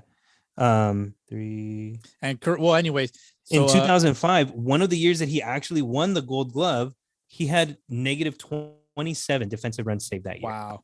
Yeah. So okay, I'm looking at the right number now. So Correa in his 7 seasons has a +67. So defensive runs saved. So, and it has a little bit to do with everything. That number gets calculated a bunch of different ways, but I'd be interested to see, like the fallout of that. Does Correa keep getting asked that question? Do you still think Derek Jeter didn't deserve any of his gold gloves? Is it going to be a running theme during the season? I don't think so. I hope not. Do you think they don't keep bringing it up? What are the chances Correa goes to Miami? What are the chances Correa goes to the Yankees? Imagine that. And knowing that he badmouthed Derek Jeter, the captain. Wow. And how does he get received in New York? Does he go there and show them like this is what a shortstop is really supposed to look like? Ooh, I like it. I like that storyline. Make it happen. Make it happen, dude. So I don't know. There's Derek truth Jeter. to that, but at the same time, you got to give Derek Jeter that respect. I mean, oh yeah, definitely. I don't know if Derek Jeter, his accolades, he's in the Hall of Fame. He's a Hall of Fame shortstop. So that alone is more than enough to not care about what Carlos Correa said. First round Hall of Fame, first round Hall of Famer, first ballot Hall of Famer, I should say. First ballot Hall of Famer. And Rookie of the Year, 14-time All-Star, 5-time World Series champ, 5-time Silver Slugger, All-Star Game MVP, World Series MVP, and the 5 Gold Gloves. Yeah, so give him his respect, but I can see where Carlos Correa is coming from. Yeah, it's just I don't think he expected this fallout. Talking in a podcast, I don't think he expected this to be a big story. Imagine that podcast, how much has blown up since then. Exactly, and it's drawn a lot of attention, maybe unwanted, but it's an interesting storyline. Now, a lot of people go back and look at Derek Jeter's numbers, though, and it's drawn some attention to it. I don't think Derek Jeter likes it very much, and you can tell. You can tell when he's talking, he's kind of pacing back and forth, and he just kind of wants to say something that he shouldn't. Yeah. But when you're a goat, you don't have to give a fuck about what Carlos Correa said. It does stain it a little bit, but hey, it is what it is. Derek Jeter is always going to be one of the greatest. Yeah, no matter what, he'll always be one of the greatest. I think I want to say I drafted him for my all-time team. Or maybe I didn't. I think I had Alex Rodriguez. Yeah, I don't even remember. One of you guys did. Shit. I think I got that written down. No, I don't have it written down. It's on our Instagram. Go look that up. It's somewhere in there. Yeah, man. I don't blame Jeter for being upset about it, and I don't blame Correa for saying it. Now it's just an interesting storyline. Yeah, indeed. Well, fuck. Let's move on, bro. Let's do it. Some of the rest of the awards have been handed out at this point. Run them down. Shit, where do we start? Let's see. Let's start with the comeback players of the year. Okay. Trey Mancini and Buster Posey. I mean, Trey Mancini was kind of a lock from the get-go. Yeah, I was a little disappointed that it wasn't a comeback player of the year, how you suggested. I think it could have been Haniger and Mancini, but what do I know? I'm just a Mariners fan. But congratulations to Mancini. Well deserved. There you go. And Posey as well. I think we called Buster Posey getting that award too. Indeed. Did we have that in our preseason predictions? I don't think we had it in our preseason predictions as far as who would be comeback player of the year. Yeah. But we did have it at right around the season end. I do have all that stuff written down, mind you. As I fix my computer screen, let's see. DH, you had comeback player of the year. We did not do that in our preseason predictions. I didn't. Well, there you go. I think I did, which I'm looking for. That here it is. Oh, I have my all-time lineup right here. Griffey. No, my shortstop was. Oh, actually, yeah, my shortstop was Derek Jeter. I picked him 12th overall. Wow, I still think Nomar was better. That's very biased. I don't care. But I did predict Trey Mancini in our preseason predictions as our as comeback player of the year. But I also had Lorenzo Cain. He didn't do shit. So man, bummer. All right. Oh well, I get nothing out of it anyway. So okay. Yeah, but congrats to those guys. Indeed. Next, let's go. Did we do managers of the year already? No, we didn't. Oh fuck! Who was the manager of the year? I don't remember. By the way, Nomar Garciaparra, from a defensive runs saved perspective, was a better shortstop. He had total -7 defensive runs. Hey, fuck it. But you know what? All right. You know what? He did play different positions later in his career. So runs total, however, is the total zone, total fielding. Runs above average. The number of runs above or below average the player was worth based on the number of plays made. This number combines the RTZ. I'm going on a whole different tangent here. We gotta fact check these fielding stats for next episode, Boski, so we have a better idea of what the fuck we're talking about. But yeah, for sure. Keep moving on. Sorry, I interrupted you. Manager of the Year award. Shit, who was it? So Manager of the Year, Kevin Cash. It went to Kevin Cash of the American League, and it went to Gabe Kapler for the National League with the Giants. So with Kevin Cash, he robbed Scott Service. But what do I know? No, he robbed Alex. He robbed Alex Cora. Screw that. No, he did not. He robbed Alex Cora. Think about where Alex Cora came from. He left and he came back, and the Sox were good. Yeah, you're right. I think Alex Cora deserved a little bit more respect in that aspect, but yeah, he at least should have been in the top 3. Yeah, Cash. It went to Kevin Cash. Kevin Cash, like, he did nothing new, so there's nothing really extraordinary to talk about. Like, his team did the exact same thing that they did the previous season. So it's weak, but whatever. Congrats to those guys too. Don't like Kapler deserved it though, for sure. Gabe Kapler definitely deserved that award. Definitely. Let's see. Rookies of the year. Oh, Rookie of the Year. My prediction, I had Randy Arozarena and Sixto Sanchez. Yes, and I believe I also, where's my shit at? Yep, I had Randy Arozarena and Sixto Sanchez. Wow. And Randy got it for the American League. Yes. And the National League went to Jonathan India. Yep. Shout out to Jonathan Gardia. Nice. He yeah, dude he's got some nice hair, had a good season, looks great in a Reds uniform. Keep him there long term. Yep. It worked well for those guys. Congratulations, and look forward to another solid season. No sophomore slump for these guys, although I think Jonathan India would probably be more likely to go through a sophomore slump than Randy Arozarena. I think Randy Arozarena turns into some kind of super stud next year. Yeah, and I don't feel like Arozarena was like truly a rookie, like numbers wise and games played wise and all that bullshit. He was a rookie, but I mean, the dude had a monster postseason. He had played with St. Louis a little bit. He came from St. Louis. I even think he played in the postseason with St. Louis the year before too. Yeah, he did. And so, like, to me, like, he wasn't really a rookie. He's already kind of like a little bit seasoned. You heard about this guy for at least 2 seasons beforehand. Yeah, you know? and I think in hindsight, probably Wander Franco. I don't remember who the other. It was Ryan Mountcastle. I scratched that. I think Ryan Mountcastle deserved it. All right, but there's always next year. It's always next year. Well, no, not for rookies. I know. Let's see. Cy Young Next Award. Cy Young Award. Robbie Ray, Corbin Burns.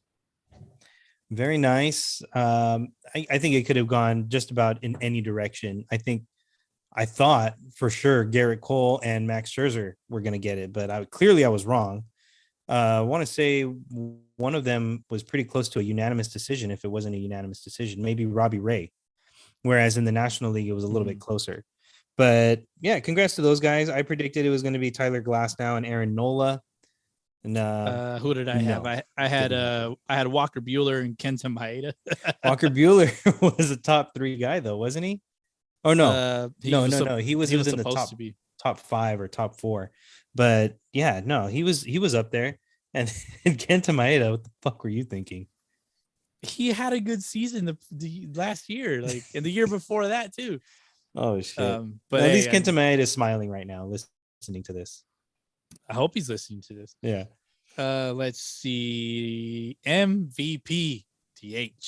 Mm-hmm. Who did you have? I had Mike Trout and Bryce Harper originally at the beginning of the year. Okay. And had Harper been able to stay healthy? I mean, Trout, had he been able to stay healthy? Maybe. He might have been able to do it. Maybe. But Ohtani, well deserved for Ohtani. The lock. Not going to hate on him. Ohtani, I want to say that he had the highest WAR in any single season of all time, 9.1. No. Potentially, no. No. Or is that Trout? Babe Ruth had the highest WAR in any season. Any season, I think it was like 12 point something. You put Ohtani in Babe Ruth's era, then we'll talk. I guess. Yeah, I guess you're right. But I mean, it was kind of like, for me, it was the obvious pick, but he had to be healthy all season, and he was. Yeah. Bryce Harper, that was my guy from the beginning of the year. That man, we got to pay the man his respect. Yeah. We got to pay the man his respect, especially Rube. I wonder what that guy's doing right now. You think he's awake right now? I don't know. Call him. You have to call him. Just call him. Let's see if he answers. Let's just see what he says. He's probably going to look at his clock right now. He's like, why the fuck is Boski calling me so late? Something's going on. And demand an apology. All right, here goes. Call him and demand an apology for slandering Bryce Harper's name. Let's see. Phone's ringing. Can you hear it? There it goes. Hello? Rube, you motherfucker. What's up? What's up, dog? So we're wake up, by the way, because I have a question for you. We're recording Sunday League, the podcast. So the co-host, formerly known as Rube, that is you.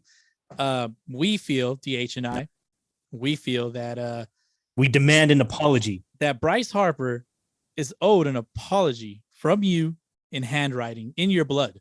Right now. Or in your words. So you're live. Do you wish to apologize to Bryce Harper? Rube, we demand it. It's 11:45 at night. You gotta get up at 5 o'clock. We don't care. Didn't win the World Series, so I really don't care who won the MVP. We need an apology to Bryce Harper right now for slandering his name. We need an apology for your slander upon Bryce Harper's name.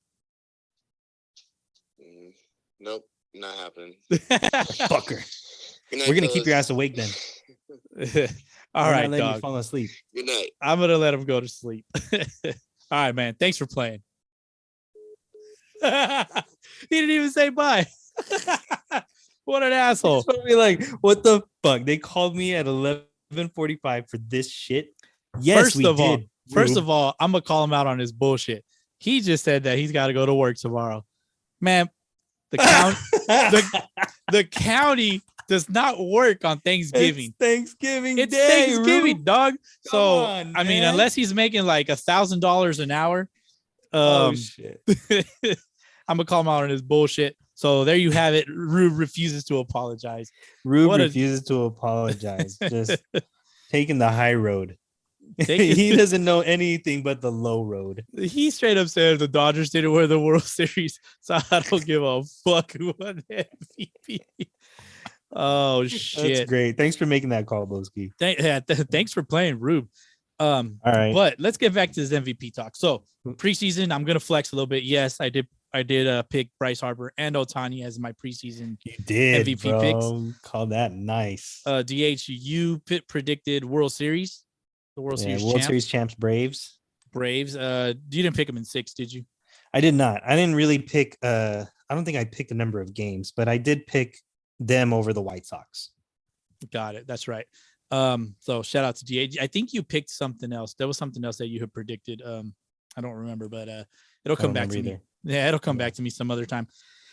But Ohtani, 23 games started, 9-2 record, 3.18 ERA, hit 46 jacks, 26 stolen bases, 100 RBIs.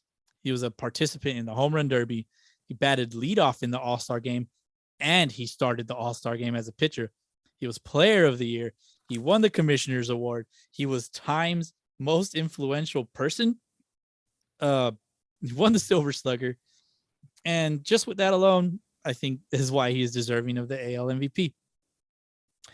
He had a season for the ages. Got to give him that for sure. So the voters recognized it. Congratulations to Ohtani.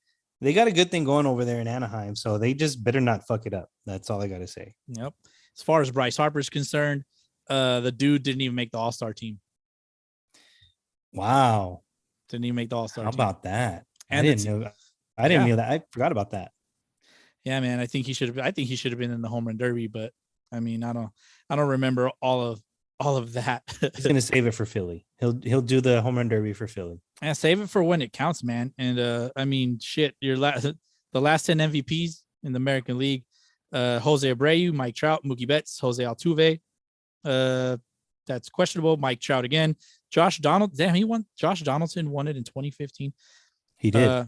Then, with the Jays, right? With the Jays, yeah. Mike Trout again in 2014. Then Miguel Cabrera, back-to-back years, 2013 and 2012. One of those years was his Triple Crown year. Yep, and probably Bryce Harper had the better season. Mike Trout had the better season. Mm-hmm. And then Justin Verlander, pitcher, won in 2011. That's the American League. There you go, man. National League. Shout out to those guys. National League, Freddie Freeman, Cody Bellinger, Christian Yelich, Giancarlo Stanton, Chris Bryant, Bryce Harper in 2015, probably one of the best seasons of all time, numbers-wise. Clayton Kershaw, another pitcher, 2014. Andrew McCutchen when he still had the locks in 2013. Buster Posey, 2012. And controversial Ryan Braun in 2011. Oh, yeah. DH. Fun fact. I got a question for you. So fun fact, but I'm going to present it to you as a question. There are 4 active players with multiple MVPs. Can you name them? 4 active players, multiple MVPs? Yep. I just gave you 3. Okay. Is Albert Pujols active player still? Depends. Then there's your 4th. And there's your 4th. There you go. So that is Albert Pujols, Mike Trout, Miguel Cabrera, and now Bryce Harper. Shout out to those guys. Yeah, man. Bryce Harper, when he first came on, I mean, he turned the Nationals into a winner, not single-handedly, but he was a big piece of that rebuild process there. And they started winning around the time that he joined the league. They had 8 straight winning seasons with Bryce Harper. Yeah. And it took them trading him or losing him for them to actually win the World Series, oddly enough. But they were a winner with him. So he's a winning player. And I think he'll get his championship one day. Yeah. I got another MVP question for you. Another fun fact presented as a question. Since the year 2000, there has been 5 unanimous MVP award winners. Ohtani was one of them. Can you name the other 4? Griffey? Since 2000. Oh. I mean, Mike Trout. Okay. And there's, let's see, since 2000 in the American League or overall? Just overall. Overall, Barry Bonds. That's another one. That's another one. Okay, you have 2 more. You got Trout, Bonds, Pujols. Pujols in 2009. You got 3, and then there's one more. There's one more. There's one more unanimous MVP. It's gotta be. I don't even know. I'm just gonna take a shot in the dark. Jimmy Rollins. The disrespect again for Bryce Harper. Oh, damn. I mean, I pretty much laid them all out for you, but thank you, sir. Appreciate that. man. Who you gonna build your team around? One of these guys. If I had to pick one, Trout. Trout. Yeah, you gotta build around Trout. Yeah, he can do it all. Give me Barry. Barry too. Only one. You can't, man. You can't pick one. Nah, it's tough. That is tough. Well, fuck, dude. Let's talk about the Indians, aka the Guardians now. The Guardians. Cleveland Indians have officially changed their name to the yes. Guardians. It is official. They probably paid that roller derby team what they wanted. I mean, I would like to see that number. Yeah. That's I don't know if they'll ever disclose it, but they Mhm. paid them what they wanted. They've come to an agreement where they can both use the name. So they're both the Guardians. Interesting. You know, I didn't see that happening, but I guess it we would can be make it work. it would be dope to see more roller derby merch at the baseball stadium, at the baseball game, Yeah. than the actual baseball team. It'd be interesting to see. I bet you the Major League Baseball Cleveland Guardians will buy them out. Just buy them. At They'll some own point. them at some point, and then make them change their name to something else, Mhm. and then sell the Derby team to somebody. Yeah, I like it. It's kind of sleazy, but I could It's see it sleazy. happening. It's sleazy, but I kind of like it. Yeah. I mean, if I feel like the Guardians had a chance to just rename, go get away from Guardians, because you know a lot of people didn't really like it. So do you think Too late, though. They had already gone this far. Mhm. They were already balls deep in it. Can't pull out now. The nuts were hanging out? Yep. Did you know that their sign fell off of their I storefront? did. Like a drunk guy at a bar, just that knocked might- right over. I hope that's not a bad omen, because And another thing too is they put the Guardians up on the front of the stadium where it says Progressive Field, but it looks off center. Like if you go to like their Instagram page and they put it up there, like they put a picture of, it says Progressive Field, and then just under it, it's got a baseball, and over the baseball it says Guardians, and it looks just slightly off center where it's a little bit more to the left. At least that's the way that it appears. And a lot of the people are commenting on there like, off center much? let me see. Oh shit. Can you tell? I mean, yeah. you just kind of look at it and Like, it fix doesn't it, look man. right. Yeah. Are you So gonna, I don't know, man. They're botching it. They are botching it right now. Yeah. Does the movie Major League change the team name? Like a freaking like an Asian movie dubbed over. Like they just kind of slap on the Guardians across the jersey, like all cheap. I don't know, man.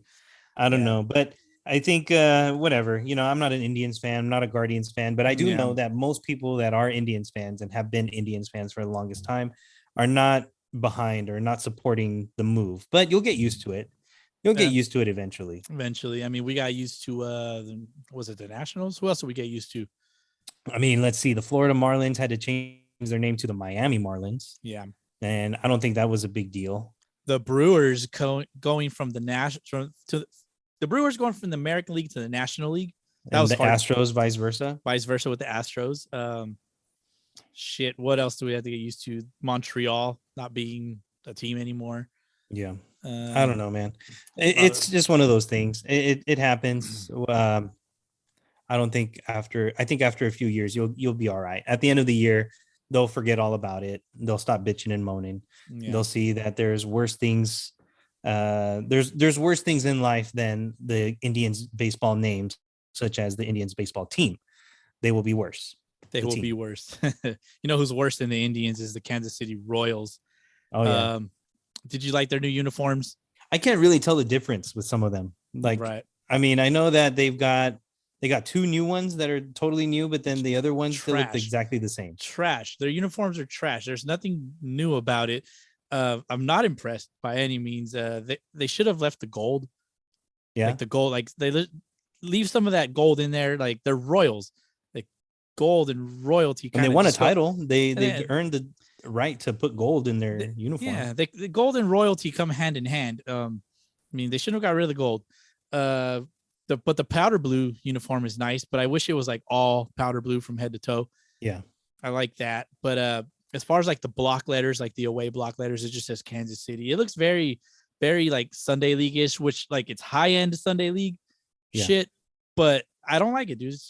They could have done a little better. Basic. Yeah, it's a little basic. A lot of people are like, you know, like, good job Nike for cleaning it up, but I don't know, man. Like Nike's very miss with the uniforms. I wasn't really blown away by it. Then again, I don't know if they were really going for that. I mean, they're jerseys. What do you expect? Who's the other team you think should redo their jerseys? They're like do a complete overhaul. Who should do it? Oh fuck, the Yankees. They won't. They won't, won't. but shit, that's a goddamn good question. Let me see. Like who's due? Who is due for a new jersey? The Rockies have always had the same The style Rockies, jerseys yeah. since they came into the league. The Marlins have changed it up. The Rays have even changed it up. They took out the devil in Devil Rays. Even the Diamondbacks have redesigned jerseys numerous times over the last few years. But like the Rockies and even the Mariners, bro, I wouldn't be mad if the Mariners switched it up. The Red Sox, I don't think they would because of how nostalgic it is. I got three teams just like looking at everybody. Baltimore, switch it up. Do it. Nobody likes fucking orange. Detroit. All right. Detroit just, and the Dodgers, bro. Like I think the Dodgers have the boringest uniforms. Oh, don't out there, dude. But Dodger fans will not. They will not sign off on that. I don't care. They don't even know baseball. 90% of them, anyways. Well, no, man, they'll keep it the same. But I think the Rockies could definitely benefit from a redo. But the purple and black is pretty solid. It is. Keep the purple in there, but change up the design, you know? Yeah, I guess the Rockies too. I mean, it's I don't know, pull a name out of a hat. Yeah, I guess. Yeah. Minor leaguers no longer being responsible for housing. Teams are responsible for leases. Now they just have to fill the places. Yep. Just a headline I came across. I mean, good for the minor leaguers. Hopefully they take advantage of this situation as ball players and as professional athletes. Just get themselves better. Like they don't got to sleep on kitchen floors and shit. Yeah. You know, one less thing they got to worry about. Just go out and produce and perform. A lot of these dudes are coming from foreign countries and they don't know how the fucking US works. I'm assuming, of course, I'm assuming ignorance, but it's a rude welcome. That's for sure. If it's their first time coming in, I mean, you think everything looks really nice, but people can be a different story. But if you can take a little bit of pressure off yourself, then by all means, man, that's a good move for the teams. Good stuff. Yeah, good stuff. Let's see what's next. What else we got? Just a couple last things here. Ken Griffey Jr.'s birthday just passed on November 21st, 1969 was his date of birth. And he's 52. He can still play. I'm sure he could. You really think? Yeah, he could play in Sunday leagues.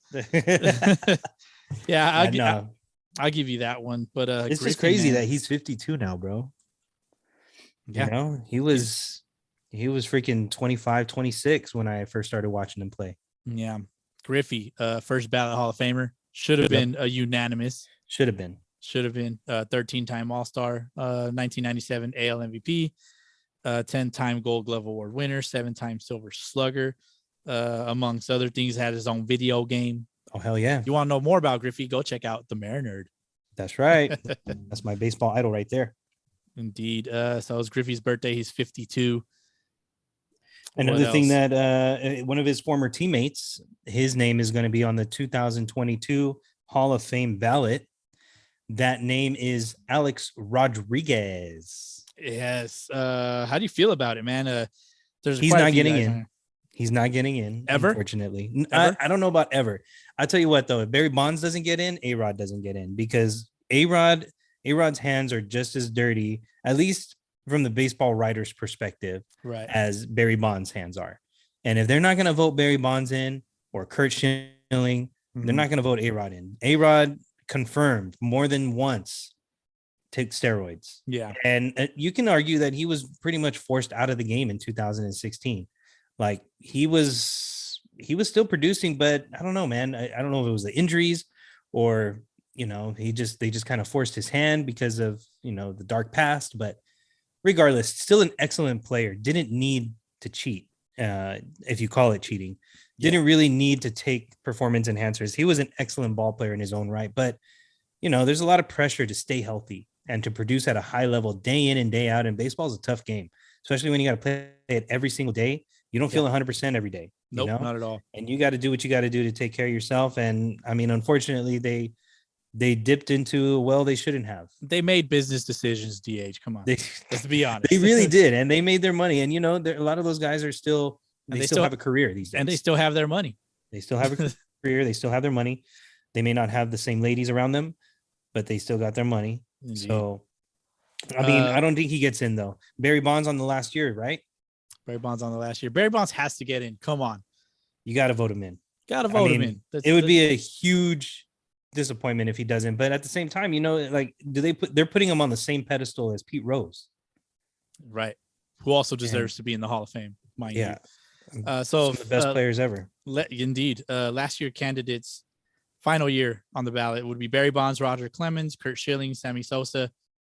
I mean, at least Roger Clemens too. Yeah. I don't see him getting voted in. I think he deserves it. Sammy Sosa is another one, dude. He hits 60 plus home runs at least 3 times in his career, and in those 3 seasons didn't even lead the league in home runs. Unbelievable. A couple first timers. A-Rod's one of them. Jimmy Rawlings, the first drafted shortstop in an all-time draft. Cue the Rube quote. He's going to be unanimous, bro. Mark Teixeira, AJ Przinsky, Jake Peavy, David Ortiz, Joe Nathan, Justin Morneau, Tim Lincecum, Carl Crawford, Prince Fielder, and Ryan Howard. Any of those guys first ballot?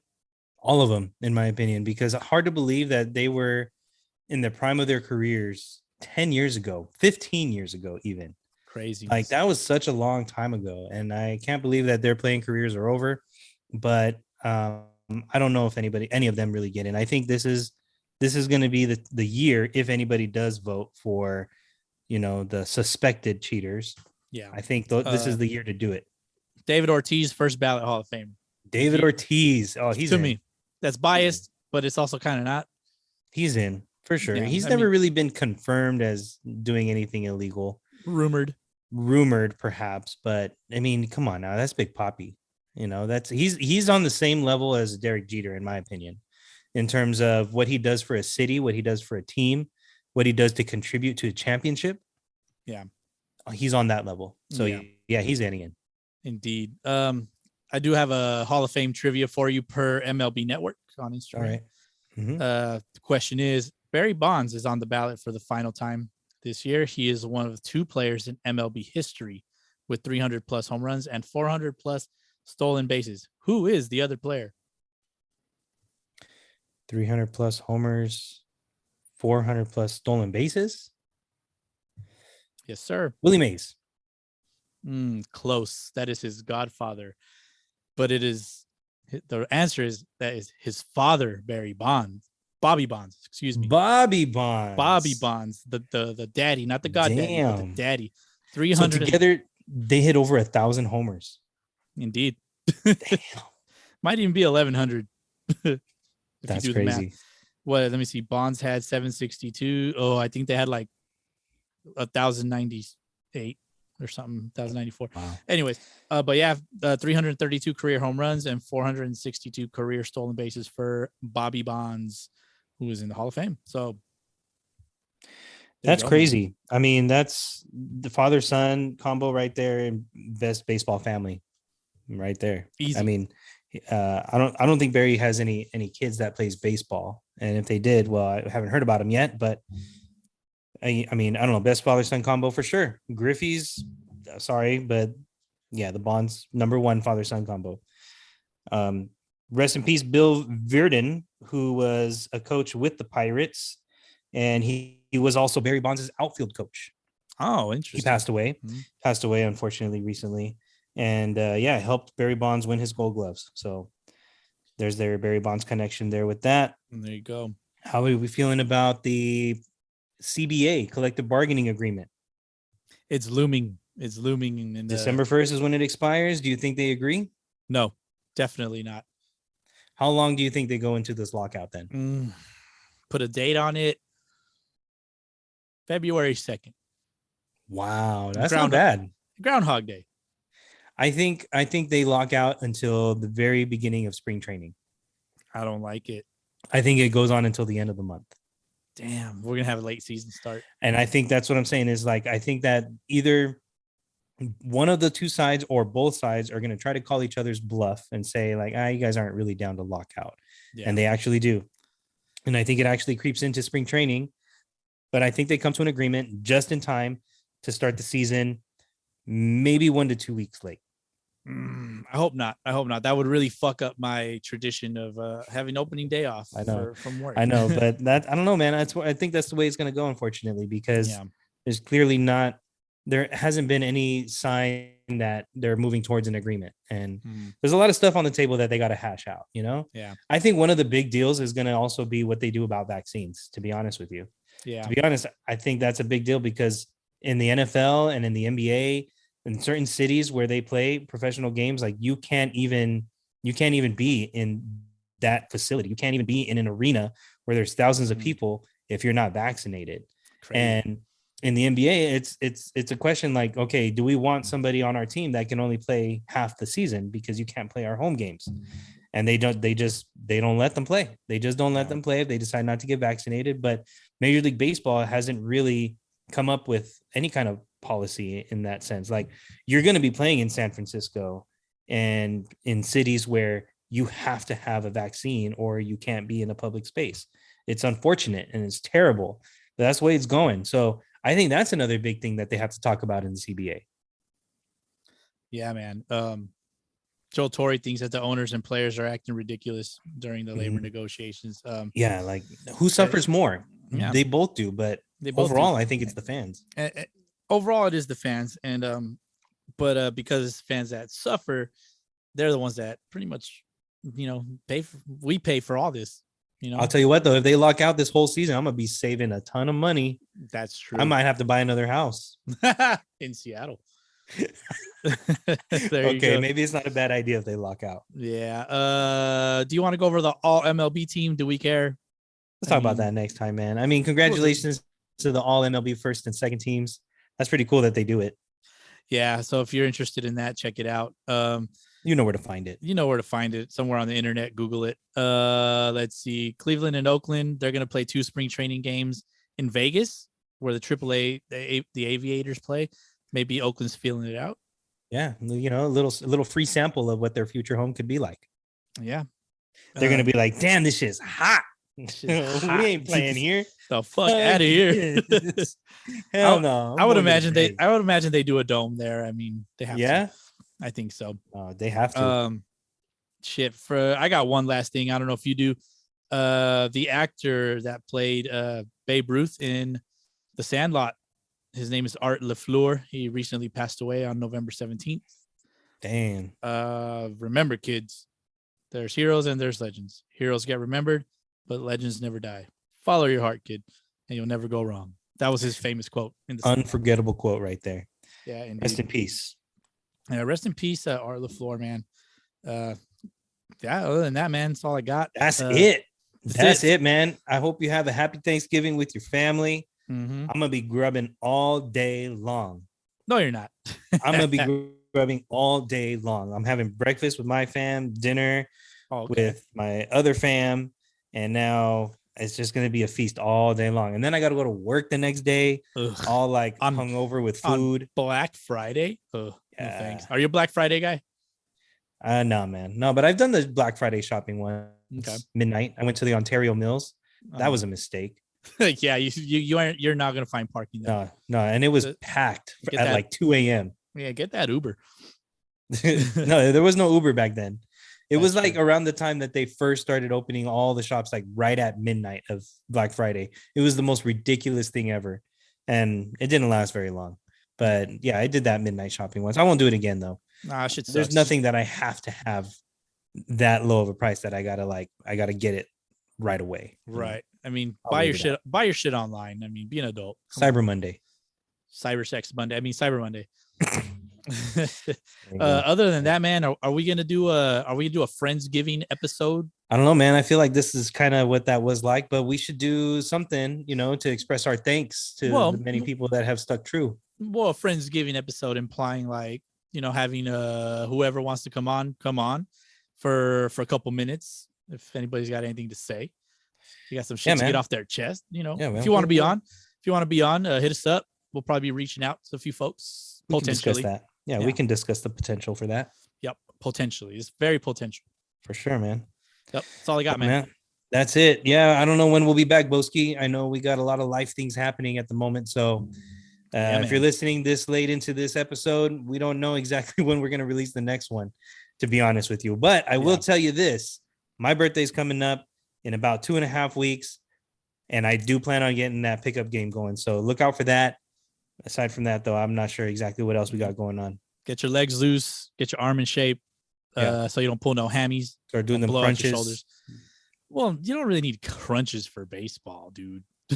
You do need a strong core. Do your deadlifts. But, I mean, do as many crunches as you can for the next 2 weeks so you can have as strong as core as possible because it's already late in the game. But be ready. Be ready. Be ready. All there right, you man. go. All right, man. You got your $5. Got my $5. $5. All right, Boski. We getting out of here. See you next time. Catch y'all next week. Well, catch y'all next. Catch y'all next episode for what shit? Episode 8. Yeah, man. Getting close to 100. Getting there. Friendsgiving. Let's make it happen. Peace.